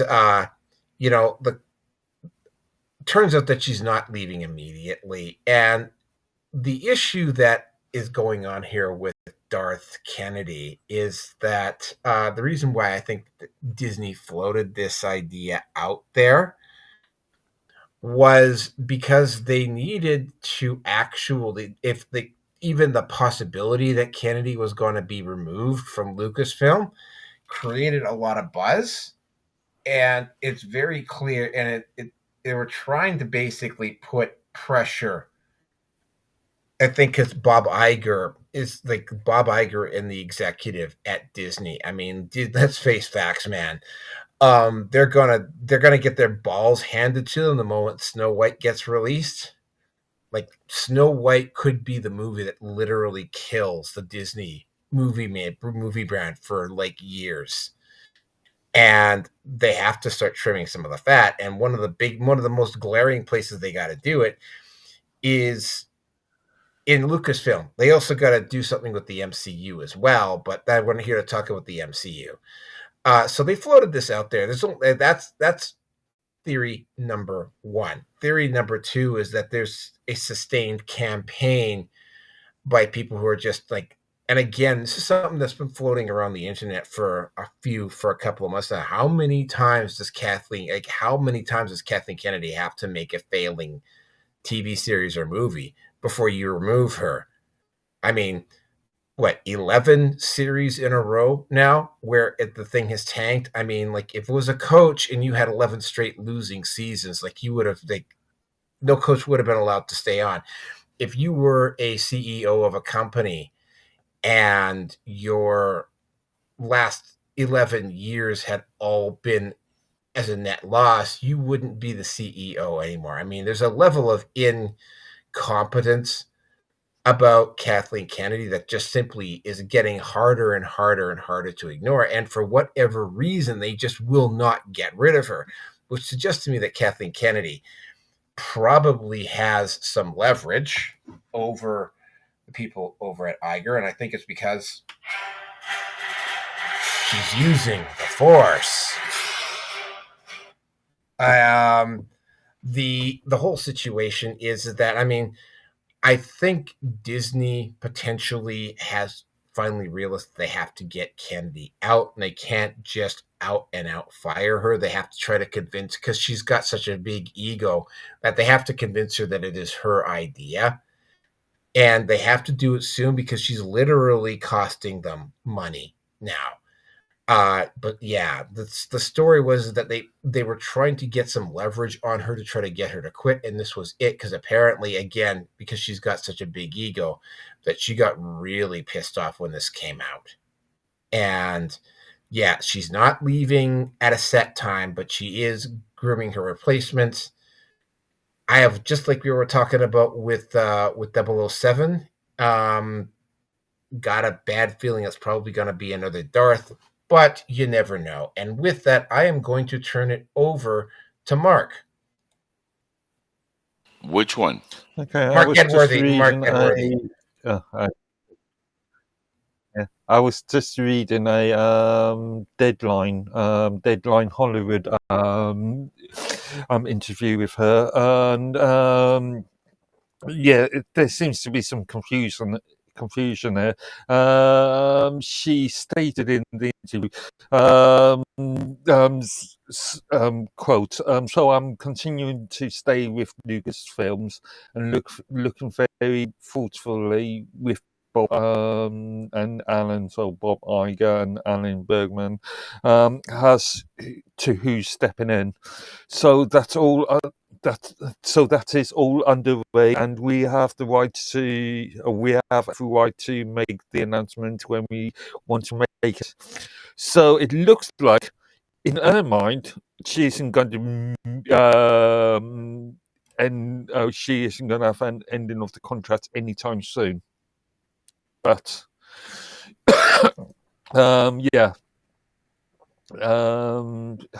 she might be a bit delusional there, but again, this goes back to my points with earlier with the BBC, not the BBC, the MSNBC issue. If she's losing the company money, then how can it be sustainable for her to continue in the role? So yeah,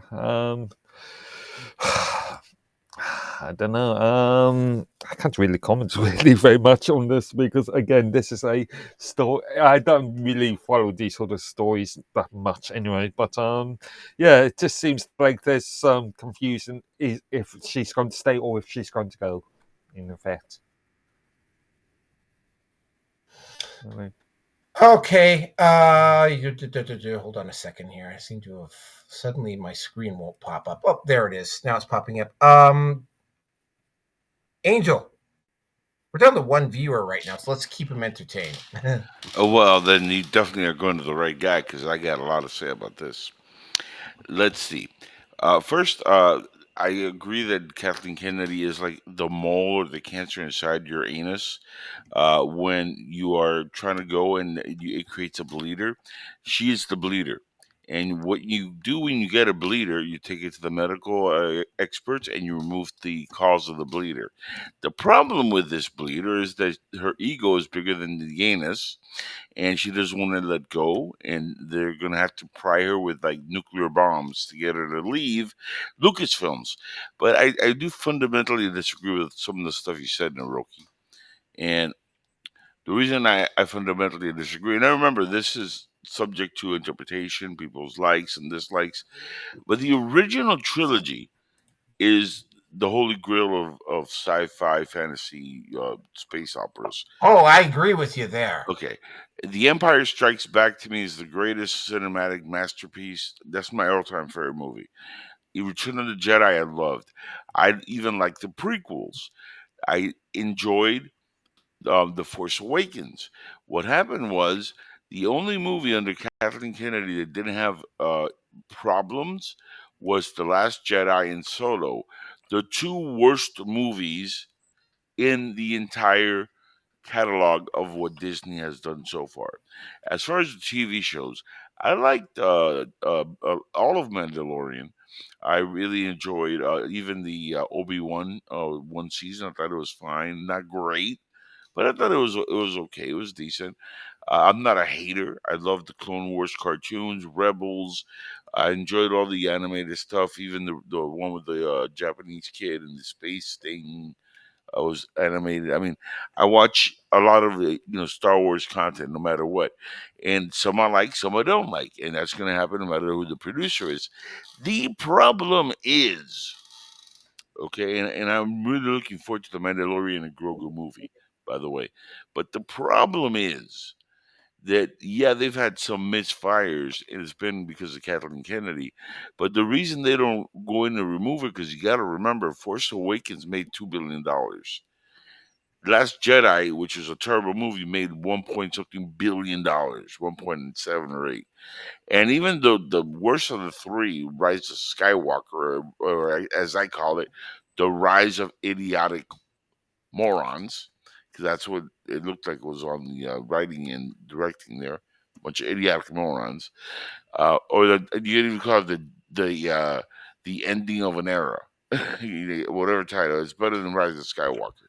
But the problem is when that movie came out, there was already enough negativity built because of The Last Jedi being so bad and Solo being so bad, which were the two movies that really like started the downtrend. And they haven't done another movie since Rise of Skywalker, right? So that you can say, well, every movie's been a bomb. No. The only two movies that really did poorly was Rise of Skywalker, which still made over $1 billion, and Solo was really the one that bombed. That straight up was a disaster of you know complete nightmare, and that should have been the red flag to say, wait a second, what's going on with Kathleen Kennedy here? Now, as far as the streaming is concerned, look, you're gonna have some hits, some misses. Unfortunately, with her, it's been mostly misses because of the woke stuff that she's allowed to go in there. The Acolyte was a terrible series. But for every bad series, you're going to have something that's decent or good. Skeleton Crew was a really enjoyable series. It's a kid's show, right? With Jude Law, who played the role beautifully. I thought it was perfectly cast. Had an interesting storyline. It felt like a Star Wars Goonies mix, which I enjoyed. I'm a Goonies fan also. So you got to take the good and the bad when you're a fan. The problem is, looking to the future, Kathleen Kennedy does have to go because she is inherently a tumor in the Star Wars fandom in the Star Wars universe because of the woke agenda, because of all the DEI crap. Acolyte was a disaster from the beginning to the end, and it was a terrible show from the first episode to the last, which is why I like what they do with Skeleton Crew, because then he killed off Jude Law in the beginning, like they do with Trinity in the last one on Acolyte. First episode, you have Kathleen Moss, great actress. You kill her, the best actress you have on your show. Why would you do that? That's stupid. This is bad writing, bad people in charge. Now, going forward, as long as they have the right writers and people that know the material, that love the canon, they can still save Star Wars. And remember, cinematically, we haven't had a movie since Rise of Skywalker. And I can guarantee you right now, Mandalorian and Grogu will be a blockbuster. And as long as it hits $1 billion, that's a blockbuster. And that movie has a very good chance because America loves Grogu. A lot of people love the Mandalorian. No, Grogu's literally like saved Star Wars for about a year and a half there. Okay, the whole Baby Yoda, Grogu, the toys were selling out in stores. That's the only thing that was selling. Now they're making a movie out of that. That's going to be huge. And if Fantastic Four does really well with Pedro Pascal, and he is the Mandalorian, I mean, this could be a string of hit movies that he has also.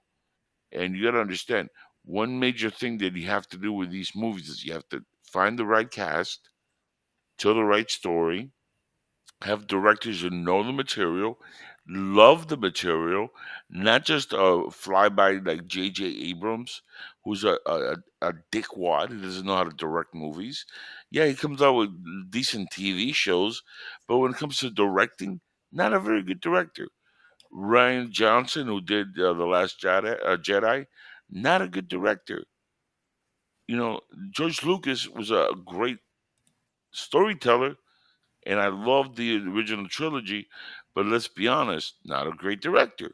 But what he did right in The New Hope, he let his ex-wife go in, recut the movie, and she is as responsible for the movie Episode 4 A New Hope being the epic movie that it was, and people don't give her enough credit.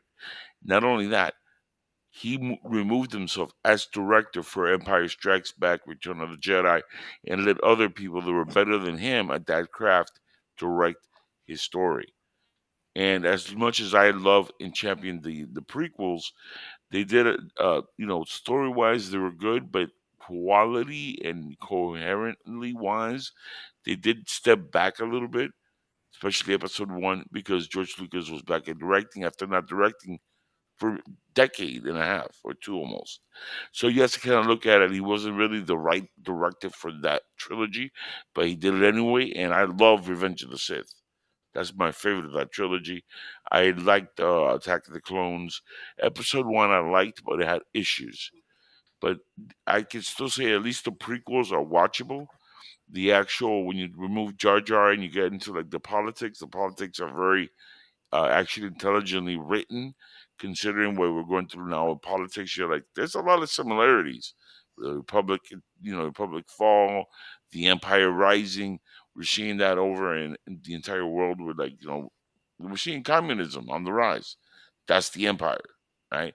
George Lucas always wrote the political aspect of not only the past, present, but possibly the future. And that's why he's a great writer, storyteller, not the greatest director. But if you find the right fans who love the material, you could always find a way to fix whatever is destroying Star Wars right now. But we cannot continue this path of like everything's negative, everything's bad, everything's bad. We got to address what the problem is, which is Kathleen Kennedy, remove her, find the right person, and it can be just somebody that she grooms, which will be terrible. And I don't want Dave Filoni in there either. I don't want John Favreau, the Favre guy, whatever the fucked up last name he has. I don't want him either, even though I like his movies. John Favreau is not a bad director, but I want somebody who actually is young enough to carry as the person in charge for the next 20, 30 years and knows the material, loves the material, is inherently, part of like this is part of their life, and that's the right person. Kathleen Kennedy is a good producer in the past, but this was not something that she was passionate about. She just came in and started spewing her agendas and threw away whatever George Lucas gave them, and that was mistake number one. And if you read some of the storyline that leaked out of what Lucas gave them, would have been a much better trilogy than what we got as the sequels. And with Solo, what failed from the beginning was the casting and the directors in the script. And I'm very analytical about these things because that's where you fail or you succeed. The casting is very important. If you don't cast the right guy to play Han Solo, the movie's a disaster from that point on. They had the perfect actor. If you're going to do a Han Solo movie, which I would have never done, but if you're going to do that movie, you had Anthony Gruber, the actor, would have been brilliant. Looks like Harrison Ford, sounds like Harrison Ford, played a young Harrison Ford in a movie, and blew the internet away with his interpretation of Han Solo online. And then you don't cast that guy, but you cast the guy who looks something like Harrison Ford, sounds nothing like him, and had to need acting lessons because he couldn't get the character right. And this is the guy you go with. That's when that movie was a disaster from day one. You know that, and that's what they need to avoid. Everything that you do in film or any project or anything in life, you're always going to have lessons learned. These are lessons that Disney learned when it came to Star Wars. I hope the future's better. I hope the same for the MCU, and they need to get this woke crap out of there. The MCU needs to disappear. It needs to be the MCU. Needs to get back to basic. What makes these characters great is what people love. Stop trying to flip it into something that we don't love to try to get an audience that is not even there. And with that said, I'm done. I agree with Okay. that. But what I've been looking at too is Star Wars as a whole. I think what they've with this wokeism and that it was trying to use it as an excuse to trying to catch up Star Wars with how Gene Roddenberry started Star Trek out. I mean, when the original series came out for Star Trek, it was like cutting edge. That would have been considered woke back then. But and now I mean, it doesn't play with Star Wars. I mean, if you read the books, I mean, even they left out characters like Mara Jade, and Oh, that was Luke criminal, getting man. That was criminal. Continue. yeah, and I mean with Star Trek, sure, I mean there was so much diversity in it because it started with diversity. All right.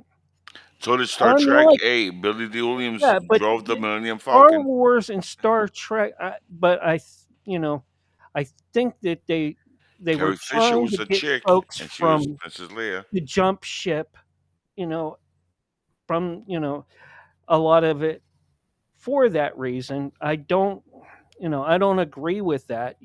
I mean, sure, there's a lot of similarities about the Empire and the Klingons and Romulans, because the Romulans were kind of like the Chinese and the Klingons were the Russians, and and you had the Andorians that were like the terrorists and things like that in the original series.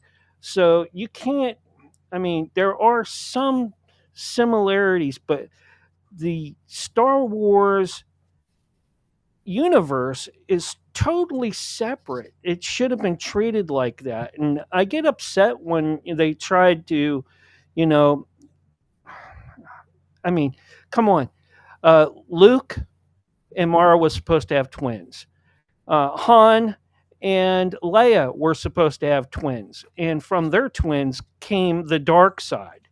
Yeah, but see, this is the fallacy of the fans, though. You're talking about the canon from the comic and stuff. They were already considered Elseworld, and they were in part of the film canon. When Disney bought the film rights in the entire Lucasfilms, they said, and I agree with what they said. We're starting our canon from this point, and whatever is past, we can't take all that stuff in because there was a lot of loose ends in between that. And how are you going to pick and choose what's canon and what's not? When every other writer had different ideas from the Thrawn trilogy, and I'm a Star Wars fanatic, so you can't talk That's to me. where I would have said, stop. We need to. That's what they're doing. They brought Toho. But they brought in Thrawn into the new stuff now, so they're bringing them in slowly. They're picking and choosing what they can bring in. But you remember, there's also royalty rights. A lot of this stuff was done not in Lucasfilm's ability to govern this stuff. So Disney's buying what they can that actually belongs to Lucasfilms. A lot of the books were not made by Lucasfilms. They were done by writers outside the Lucas gave the rights to use and make novels. And I know that because I've read a lot of them, the Crystal Stars. And I get that with MCU MCU and Marvel as Right, well. and when they buy the property, there is only so much that they can cover wise. But they're bringing a lot of these characters into the house now. Mara Jade, by the way, that's a Yes. character they're going to actually bring in, and they're even talking about bringing her in to maybe kind of like, in a sense, recanonize and explain the sequels. Where yes, she was involved with Luke. Because remember, we're jumping in two movies in a certain period of I time. mean, And there's I time. mean, Hold with on. There's this times. whole Hold on, movie real quick, and series, I'll they be never quick talked about about this. anything about the Emperor Hands, Hold and on. there was I'll just be more quick. than I'll one be of quick them, about this. and she was just Uh, one of the many. I know, but I'll be quick about this. Remember, when you're talking about movies, you're talking about periods of time in the lifetime of a character. So Yeah. Mara Jade and Luke, it says a lot of years for their story there we don't know. And they're going to use that character from what I know in the future. And there's even a son, which is, they're going to bring him up, which is part of what Luke saw when he looked at Ben Solo. And that vision he had was that Ben Solo was going to kill his son. That's part of what they're going to reveal. And now that makes a little bit more sense now when you watch the sequels. You're like, whoa, wait a second. That's why Luke went ape shit and wanted to kill his nephew. He's about to kill his son. But the Now it new makes more sense. the So you new have to look Jedi at the individual Order periods is of when time. both sets of twins are heading that as part of the council. They were going to be heads of that council at that That's time. fine, but you're looking at books that are not part of the canon. Yeah, And guys, I hate that's to it. break. I hate to break in, but we're actually talking about Kathleen Kennedy here, not the actual No, but war. Yeah, it's all relative though, because yeah, we're because discussing it. It's all relative, and she is one of the people in charge of picking and choosing what's canon. And I cannot, I hate her, but I cannot say that they're not introducing some of that stuff into canon. But they got to be careful what they do for money reasons, because they don't own everything that's ever been put out. And that's a fact. Even Lucas didn't own everything. George Lucas didn't write Mara Jane into his trilogy, which he handed over to Lucasfilms when they bought the company, Walt Disney, when they bought him out. She wasn't in that Yeah, she was written storyline. by Timothy Zahn. Right. Unfortunately, yeah. But she wasn't in the story treatment for the scripts that Lucas handed to Disney when they bought him out. And Luke was in there. Okay, Soda was in there. Leia was, but Mary Jade wasn't in there. So even George Lucas didn't put her in there. Well, I mean, here's the speculation. We can definitely drop this specifically on Kathleen Kennedy. I mean, would it have been better to just simply go and pay Timothy Zahn like 7 figures to get all of the rights for the Thrawn trilogy and shoot the Thrawn trilogy as opposed to trying to reinvent the wheel, which is exactly what Kathleen Kennedy tried to I do. 100% agree that's what they should have done, but they didn't do that. I think that even if they wanted to take and get a good director, M. Night Shyamalan would have been a good director for that. No. It would have been a terrible twist at the end, and we never would have found out what actually happened. No. Then you make the sequel. That's how they catch you. So I'm fine with that. Yeah, but the first one sucks. How can this? Look, he's a very touch and go director. Some movies are okay, some movies are great, some movies are terrible. He's very iffy, and I don't want to just regurgitate names that have been already associated with good or bad projects. Yeah, like Wiki, the Watikia guy who did the Thor movies. Taika Waititi. Oh God, no! Have him die and go away. Why? Yeah, they're talking about doing a comedy Star Wars with him. Like, why? That's stupid. Yeah. Anyway, he likes wearing the pedal colors. That's all I'm going to say about him. I've got my doubts about him. Anyway. Okay. Anyway, Rearson. One a couple things before we bring Rearson in here, because I think Rearson is going to go on a fairly large rant about this. I found out which trilogy it was you're talking about. The one that I think it was Netflix had. It was the Shannara Chronicles, which is based on books written by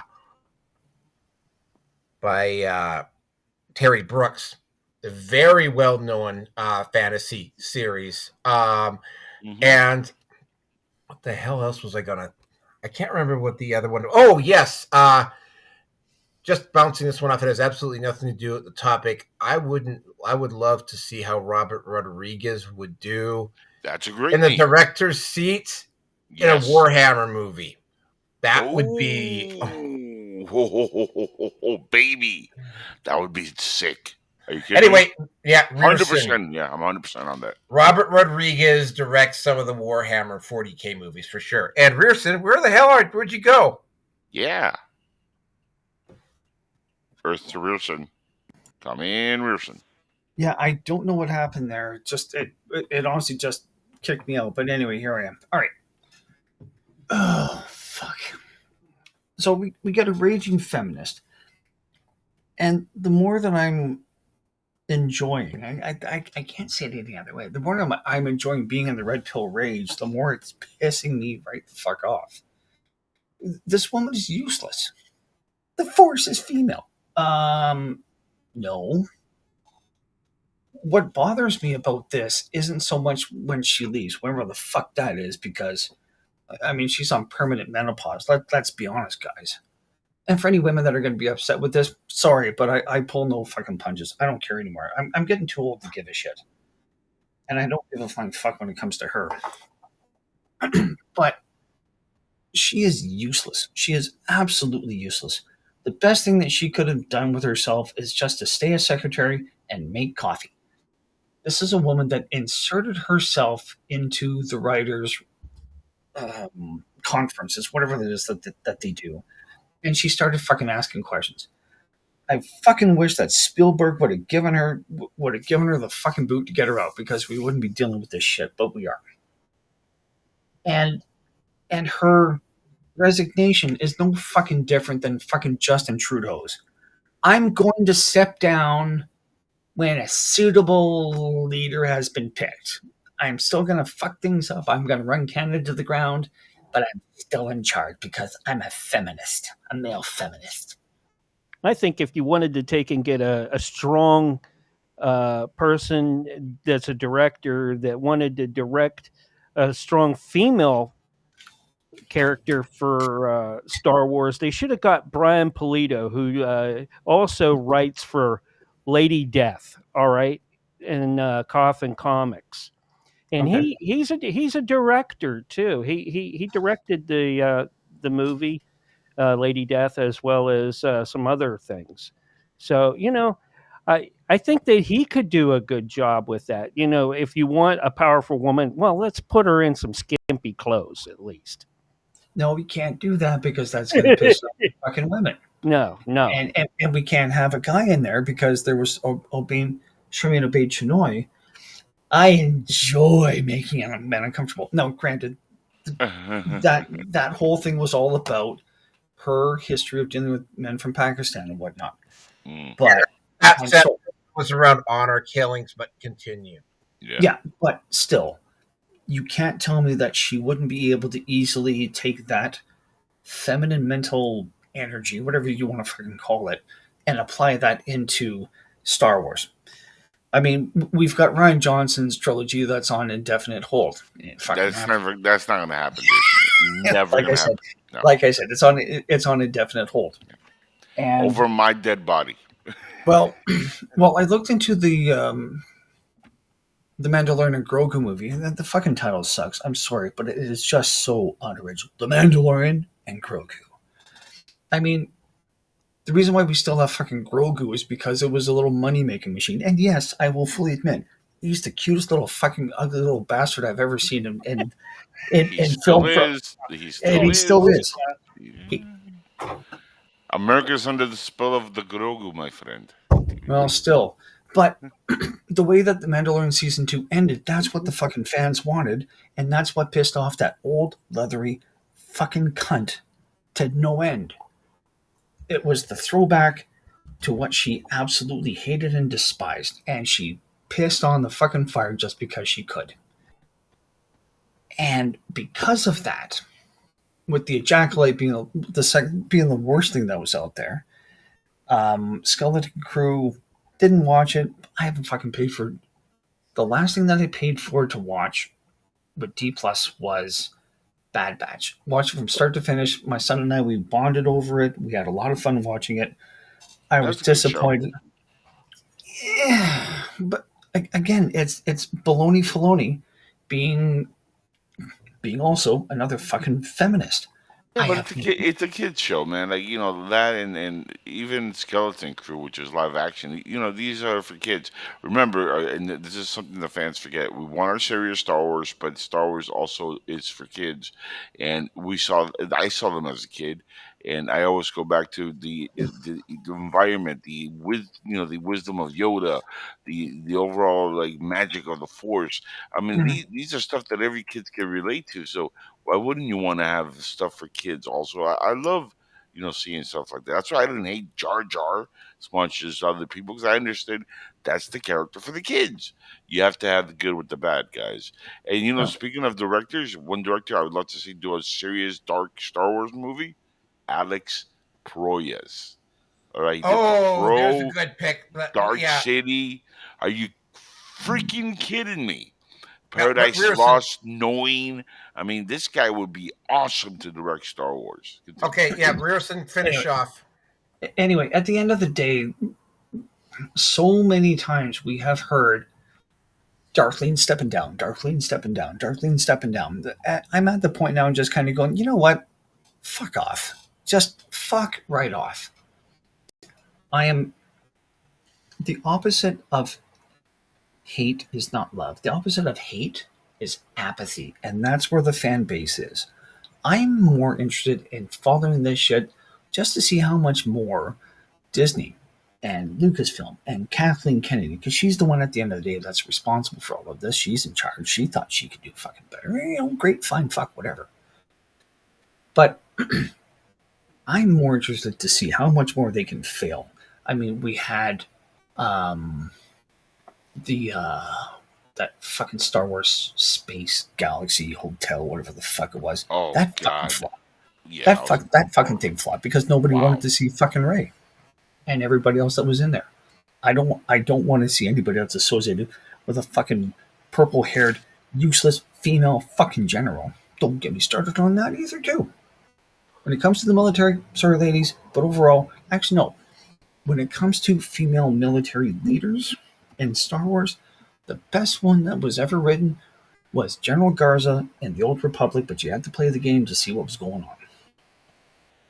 I've got nothing more to say on this one. And apparently they've been. Rumor has it they've been trying to sell off Star Wars for the last. Well, Luke Star Wars to some degree or another for the last 7 months. Nobody wants it. Yeah, I I could actually address that rumor real quick. 2 seconds. but, Um, there's a good chance George Lucas might rebuy Star Wars. Let's put it this way: well, it's in the 80% chance right now from my inside source, and it'll be an amazing repurchase. Considering he won't direct any more movies, but if he does rebuy the company, he sold it for about 5 billion. yep, He made over 11 billion as because he got stock for Disney. Okay. yep. So he made about 11, 12 billion, close to that since he sold it. And he's going to end up selling or rebuying it for about maybe 1.5 billion. If Oh, that's not out, if that's not that's a the most genius human fucking being on the planet who just made all this money, sat back and said, all right, you guys fuck up. But when I come back, I'm going to fix the whole shit. And people are going to love me again. okay. That's fine. Love them, man. Okay, that's okay. 80% chance. I like those odds. I really like those odds. Never tell me the odds, but I like those odds. There you go. It won't fucking matter if they have the same fucking idiots that have been driving Star Wars into the fucking iceberg. You got to get rid of Filoni. You got to get rid of all of those useless activist wannabe writers. And until that happens, nothing's going to happen. So I think George will, if George does this, maybe he'll do it. Maybe Elon will jump into it. I don't fucking know because Elon and Nelson Peltz were cool. Look around for shopping. So that could happen as well too. I don't know. But at the end of the day, she's got to go. There has to be major restructuring that has to happen at Lucasfilm.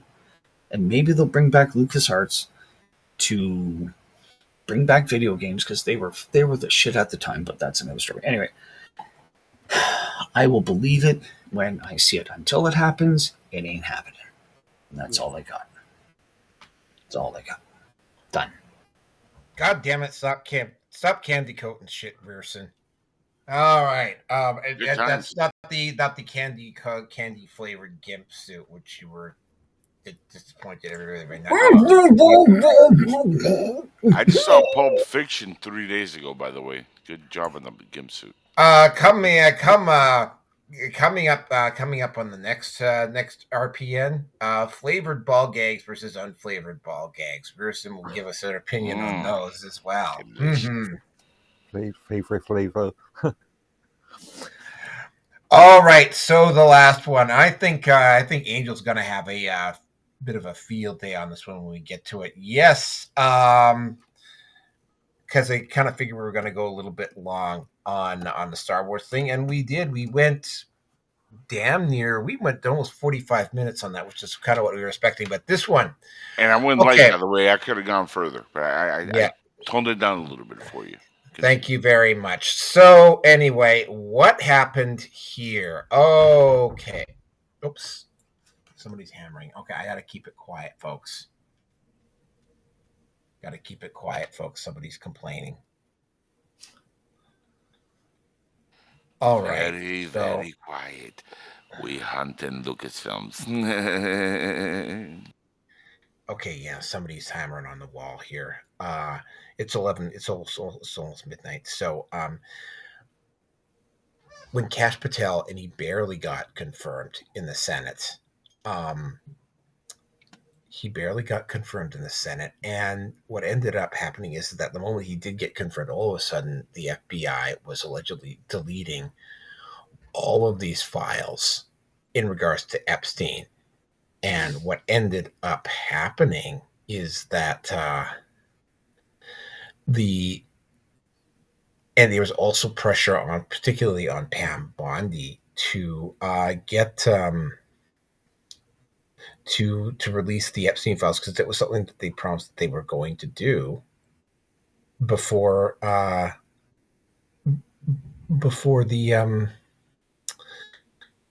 as soon as humanly possible. There was pressure on them and pressure on them. And so it's like they finally released it. But the only problem is that the Epstein files that got released were basically redacted versions of stuff that was already publicly available. And it ended up being a big, huge embarrassment. Pam Bondi is apparently really pissed off. Kash Patel is embarrassed. And it's apparently what happened is that the FBI just basically threw a bunch of stuff at them, put them in ring binders and handed them out, and just hoped that nobody was going to notice the difference. Unfortunately, people did notice the difference. People figured it out pretty quickly. They made a big spectacle out of it. And I mean, I'm just going to say it was an attempt specifically by people probably in the FBI to embarrass the fuck out of the Trump administration, and they succeeded. The only problem is that, I mean, it wasn't the shot that they thought it was going to be, and yeah, well, now they're dealing with the blowback on it, and it was a bit of a debacle now, and the whole situation.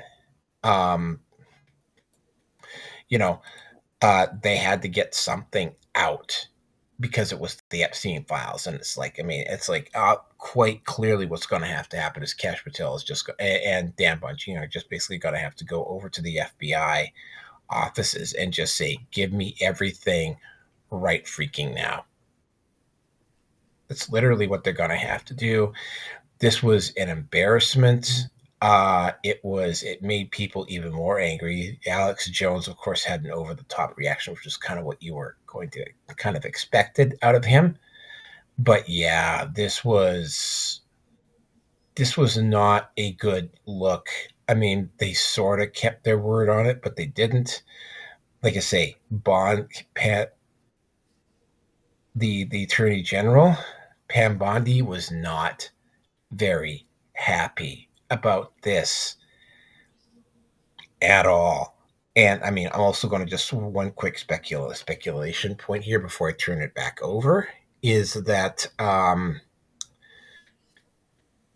it might also possibly be is that there might be some Republicans and people that are on side with Trump that are on this list as well. That might also play a part in it. So, this didn't go down very well at all.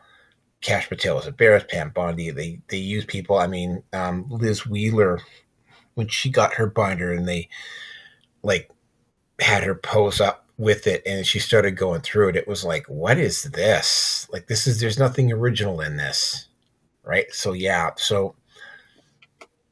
a good look. And with it, I'm going to turn it over to Mark Edworthy. I'm not completely sure I get the same story. I'll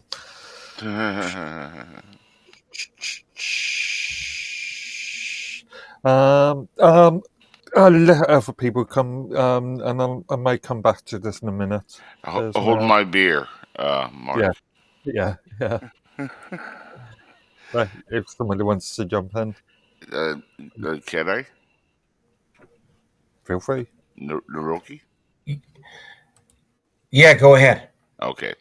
And the reason I say hold my beer is because I'm going to share with you, gentlemen, what I talked about tonight on my show with my guest, Gina Bassigiano, who is a whistleblower. She's a, January 6er. And we had a fascinating interview. Now, remember, folks, the whole world is a stage. Okay? Let's not forget this.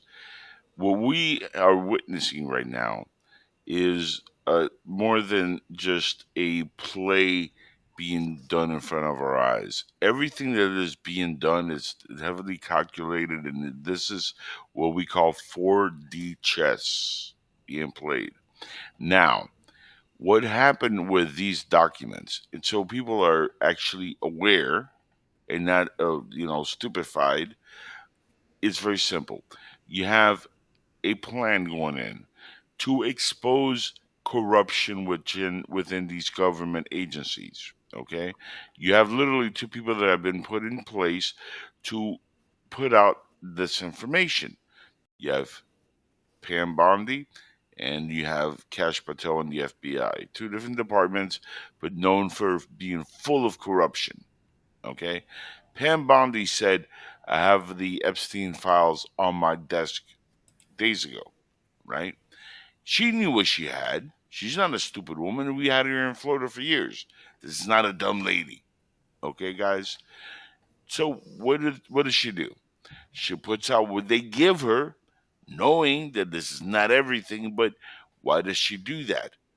Because now the guy who went into the FBI, Kash Patel, who was, by the way, just sworn in a few days ago, right? Okay. He goes in. He wasn't the one that gave her the documents. But she's even said, this is what they told me they had. But then I found out they had thousands of documents which they didn't give me. And then she did that letter saying, Cash, why don't you speak to these people and let's start investigating what happened? Why didn't I get all the thousands of documents? And then now, remember, the whole world is a stage. You have the entire left losing their wigs. You have the right saying, "What the hell happened?" And then you have the intelligent people like me who are figuring this shit out. And I am talking about this on my show and on your show, and you're gonna see this is what's really happening. They're literally setting the stage to literally drain the swamp and get the people that are keeping the information from us, the American people, and from y'all and the rest of the world, the information of the Epstein files and the victims and the people involved, the victimizing. But you have to understand also, you're not just going to get them and say, oh, yeah, here's everything, because you got to realize there's going to be video, audio, names, a lot of information, which is going to be thousands of documents. The video stuff is very sensitive.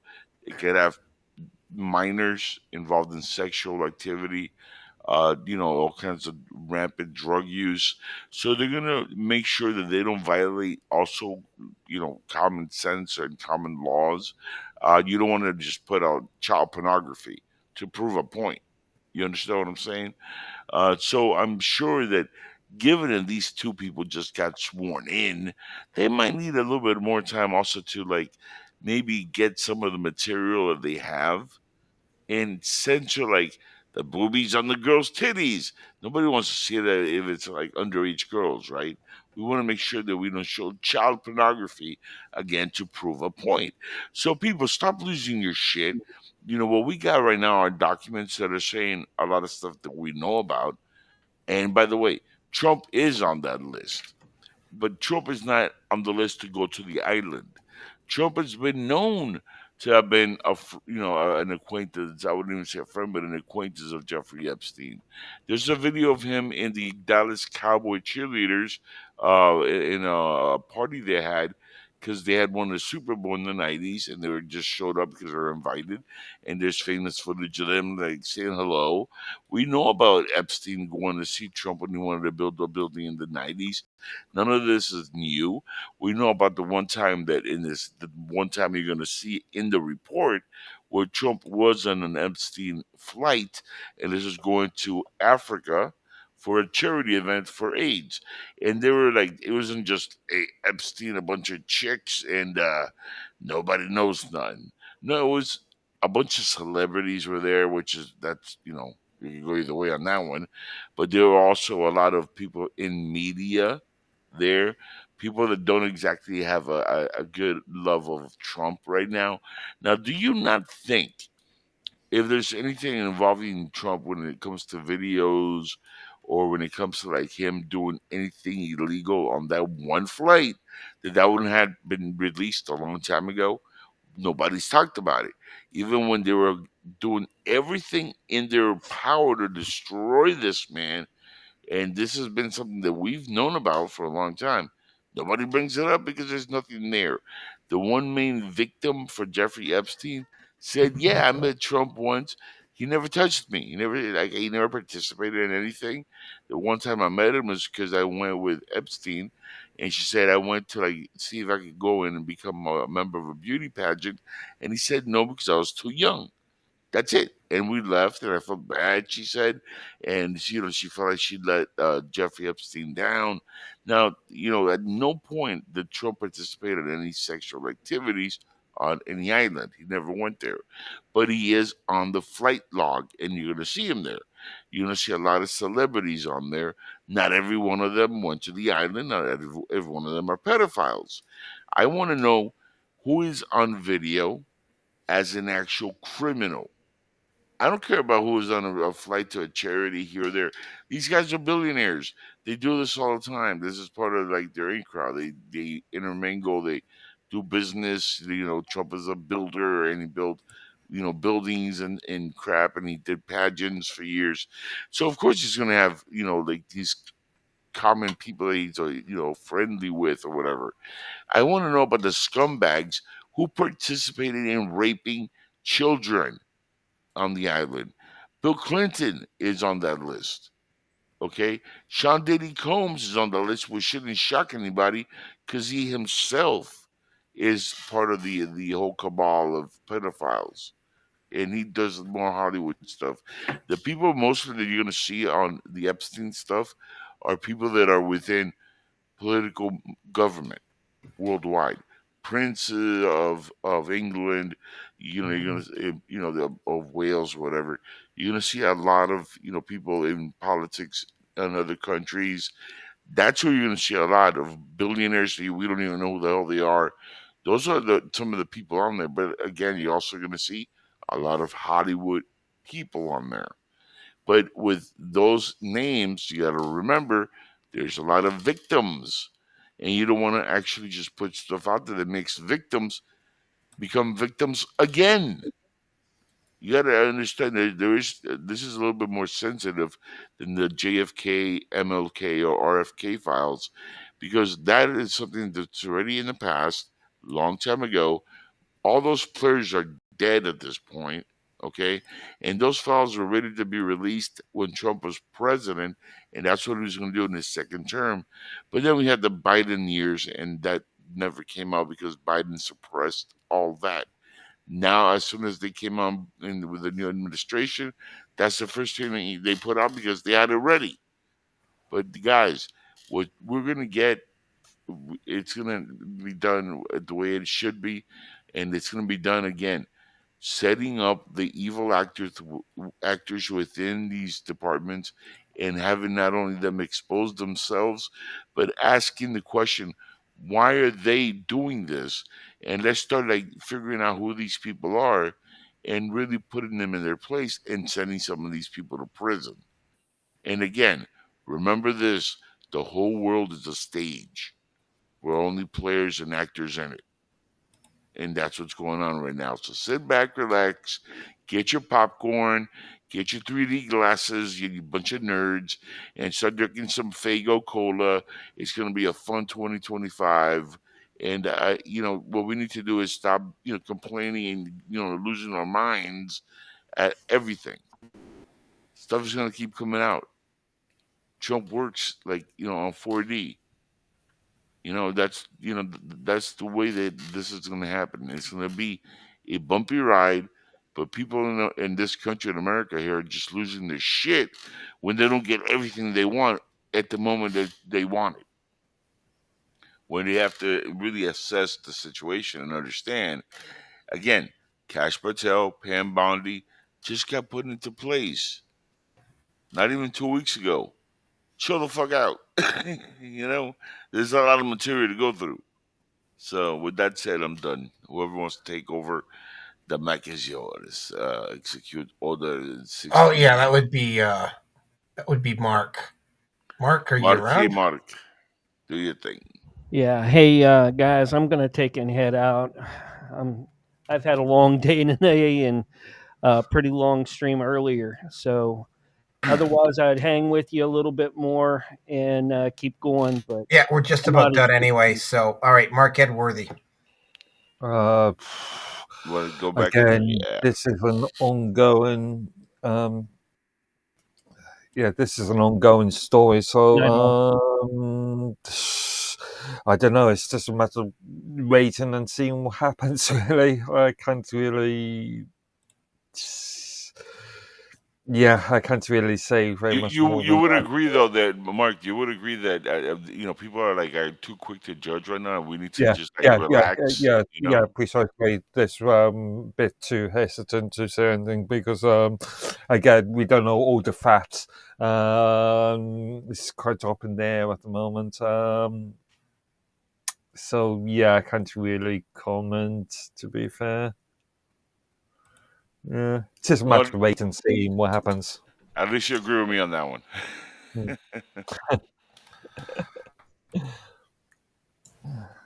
All right, I'll take that as my cue. Yeah, At least Garrett, you're- take us yes. take us out, Rusin. At some point, I'm really hoping that there's going to be some connection, some tie to Mark Carney because he and his wife have been photographed with Ghislaine Maxwell. And Mark Carney, for those of you that are not aware of this, is the current likely anointed, not elected, but anointed second. He is the first member of Canadian Parliament to actually be selected to be Prime Minister, but he has never held office. And this is the same jackass that about a month and a half ago, was on the Jon Stewart show to basically announce his intention. And the fucking audience was losing their shit over it, loving it, like a bunch of goddamn fucking trained seals. And because I have no use for Jon Stewart anymore, but that's another story. And do you take him seriously though? I mean, really? Because I don't. I never have. I honestly haven't. I enjoyed Jon Stewart before I woke up. That's about the only way that I can say that. Before I became awakened, I enjoyed his stuff. And now that I listen to him, he's just another left-wing propagandist that is actually funny, unlike Corbett. He could be funny, but like after Half Baked, I never got the whole thing with Jon Stewart. Like that's the one role I was like, he was funny in that. Like. He was funny at the time, but again, I fully admit I've been my left wing bias before Trump announced his presidency, or his candidacy. And now that I am awake, I am much more conservative leaning on a lot of things. And fingers crossed, I'm going to get the fuck out of Soviet Kazakhstan and I'm going to be south of the border because I really want to get out of here. Anyway.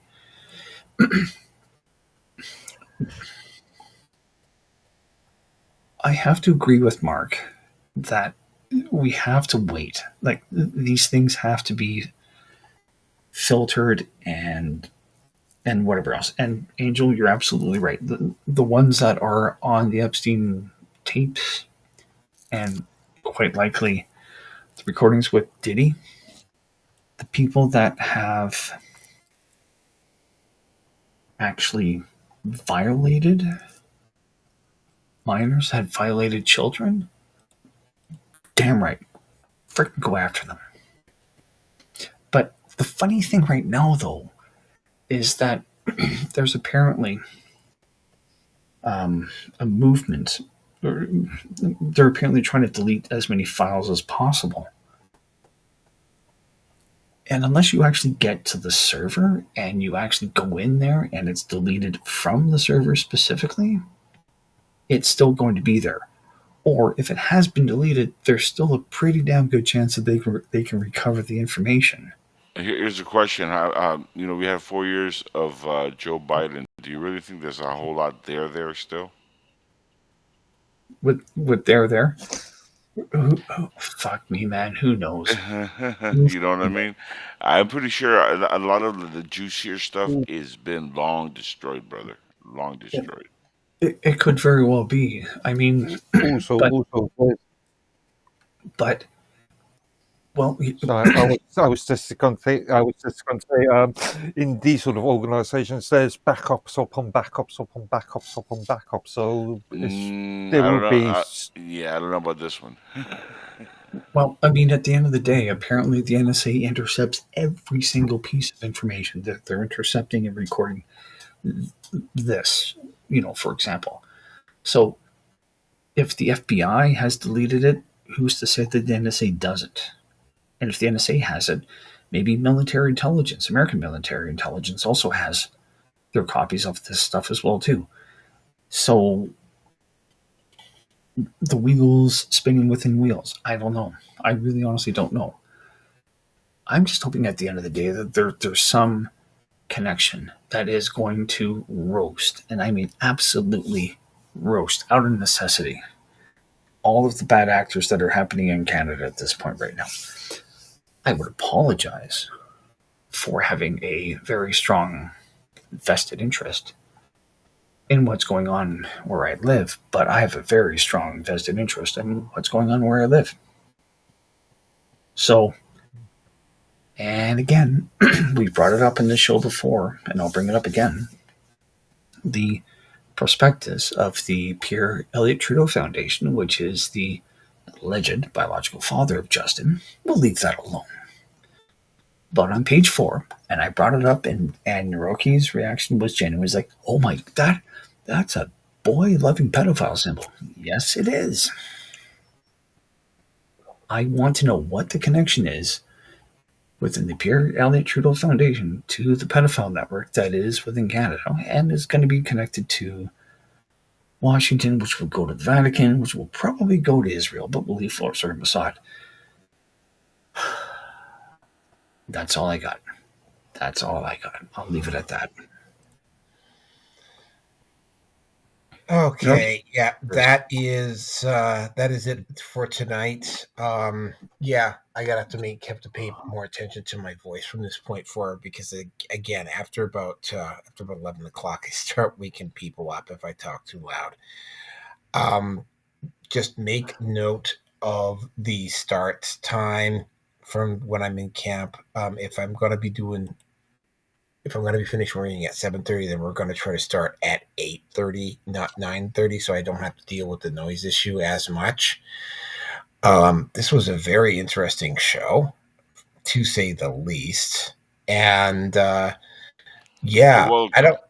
Yeah, Thank you very much for everybody who showed up tonight. Thank you very much for everybody who listened to this show. Like I said, for the Naruki 5 live stream, I am breaking the memes and the topics into 2 separate episodes because if I do both, I'd be on the air for like 2 hours.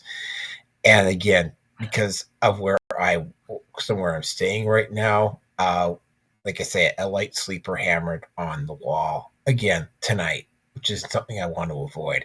So, but anyway, thanks everybody for listening tonight, and I will talk to you all later. Bye. Oh yeah, one last thing. Sorry, I just remembered one last thing. Patreon, Naroki 5. The banner will be down in the low bar for just a couple of minutes here. That is it. Now I'm done. See you later.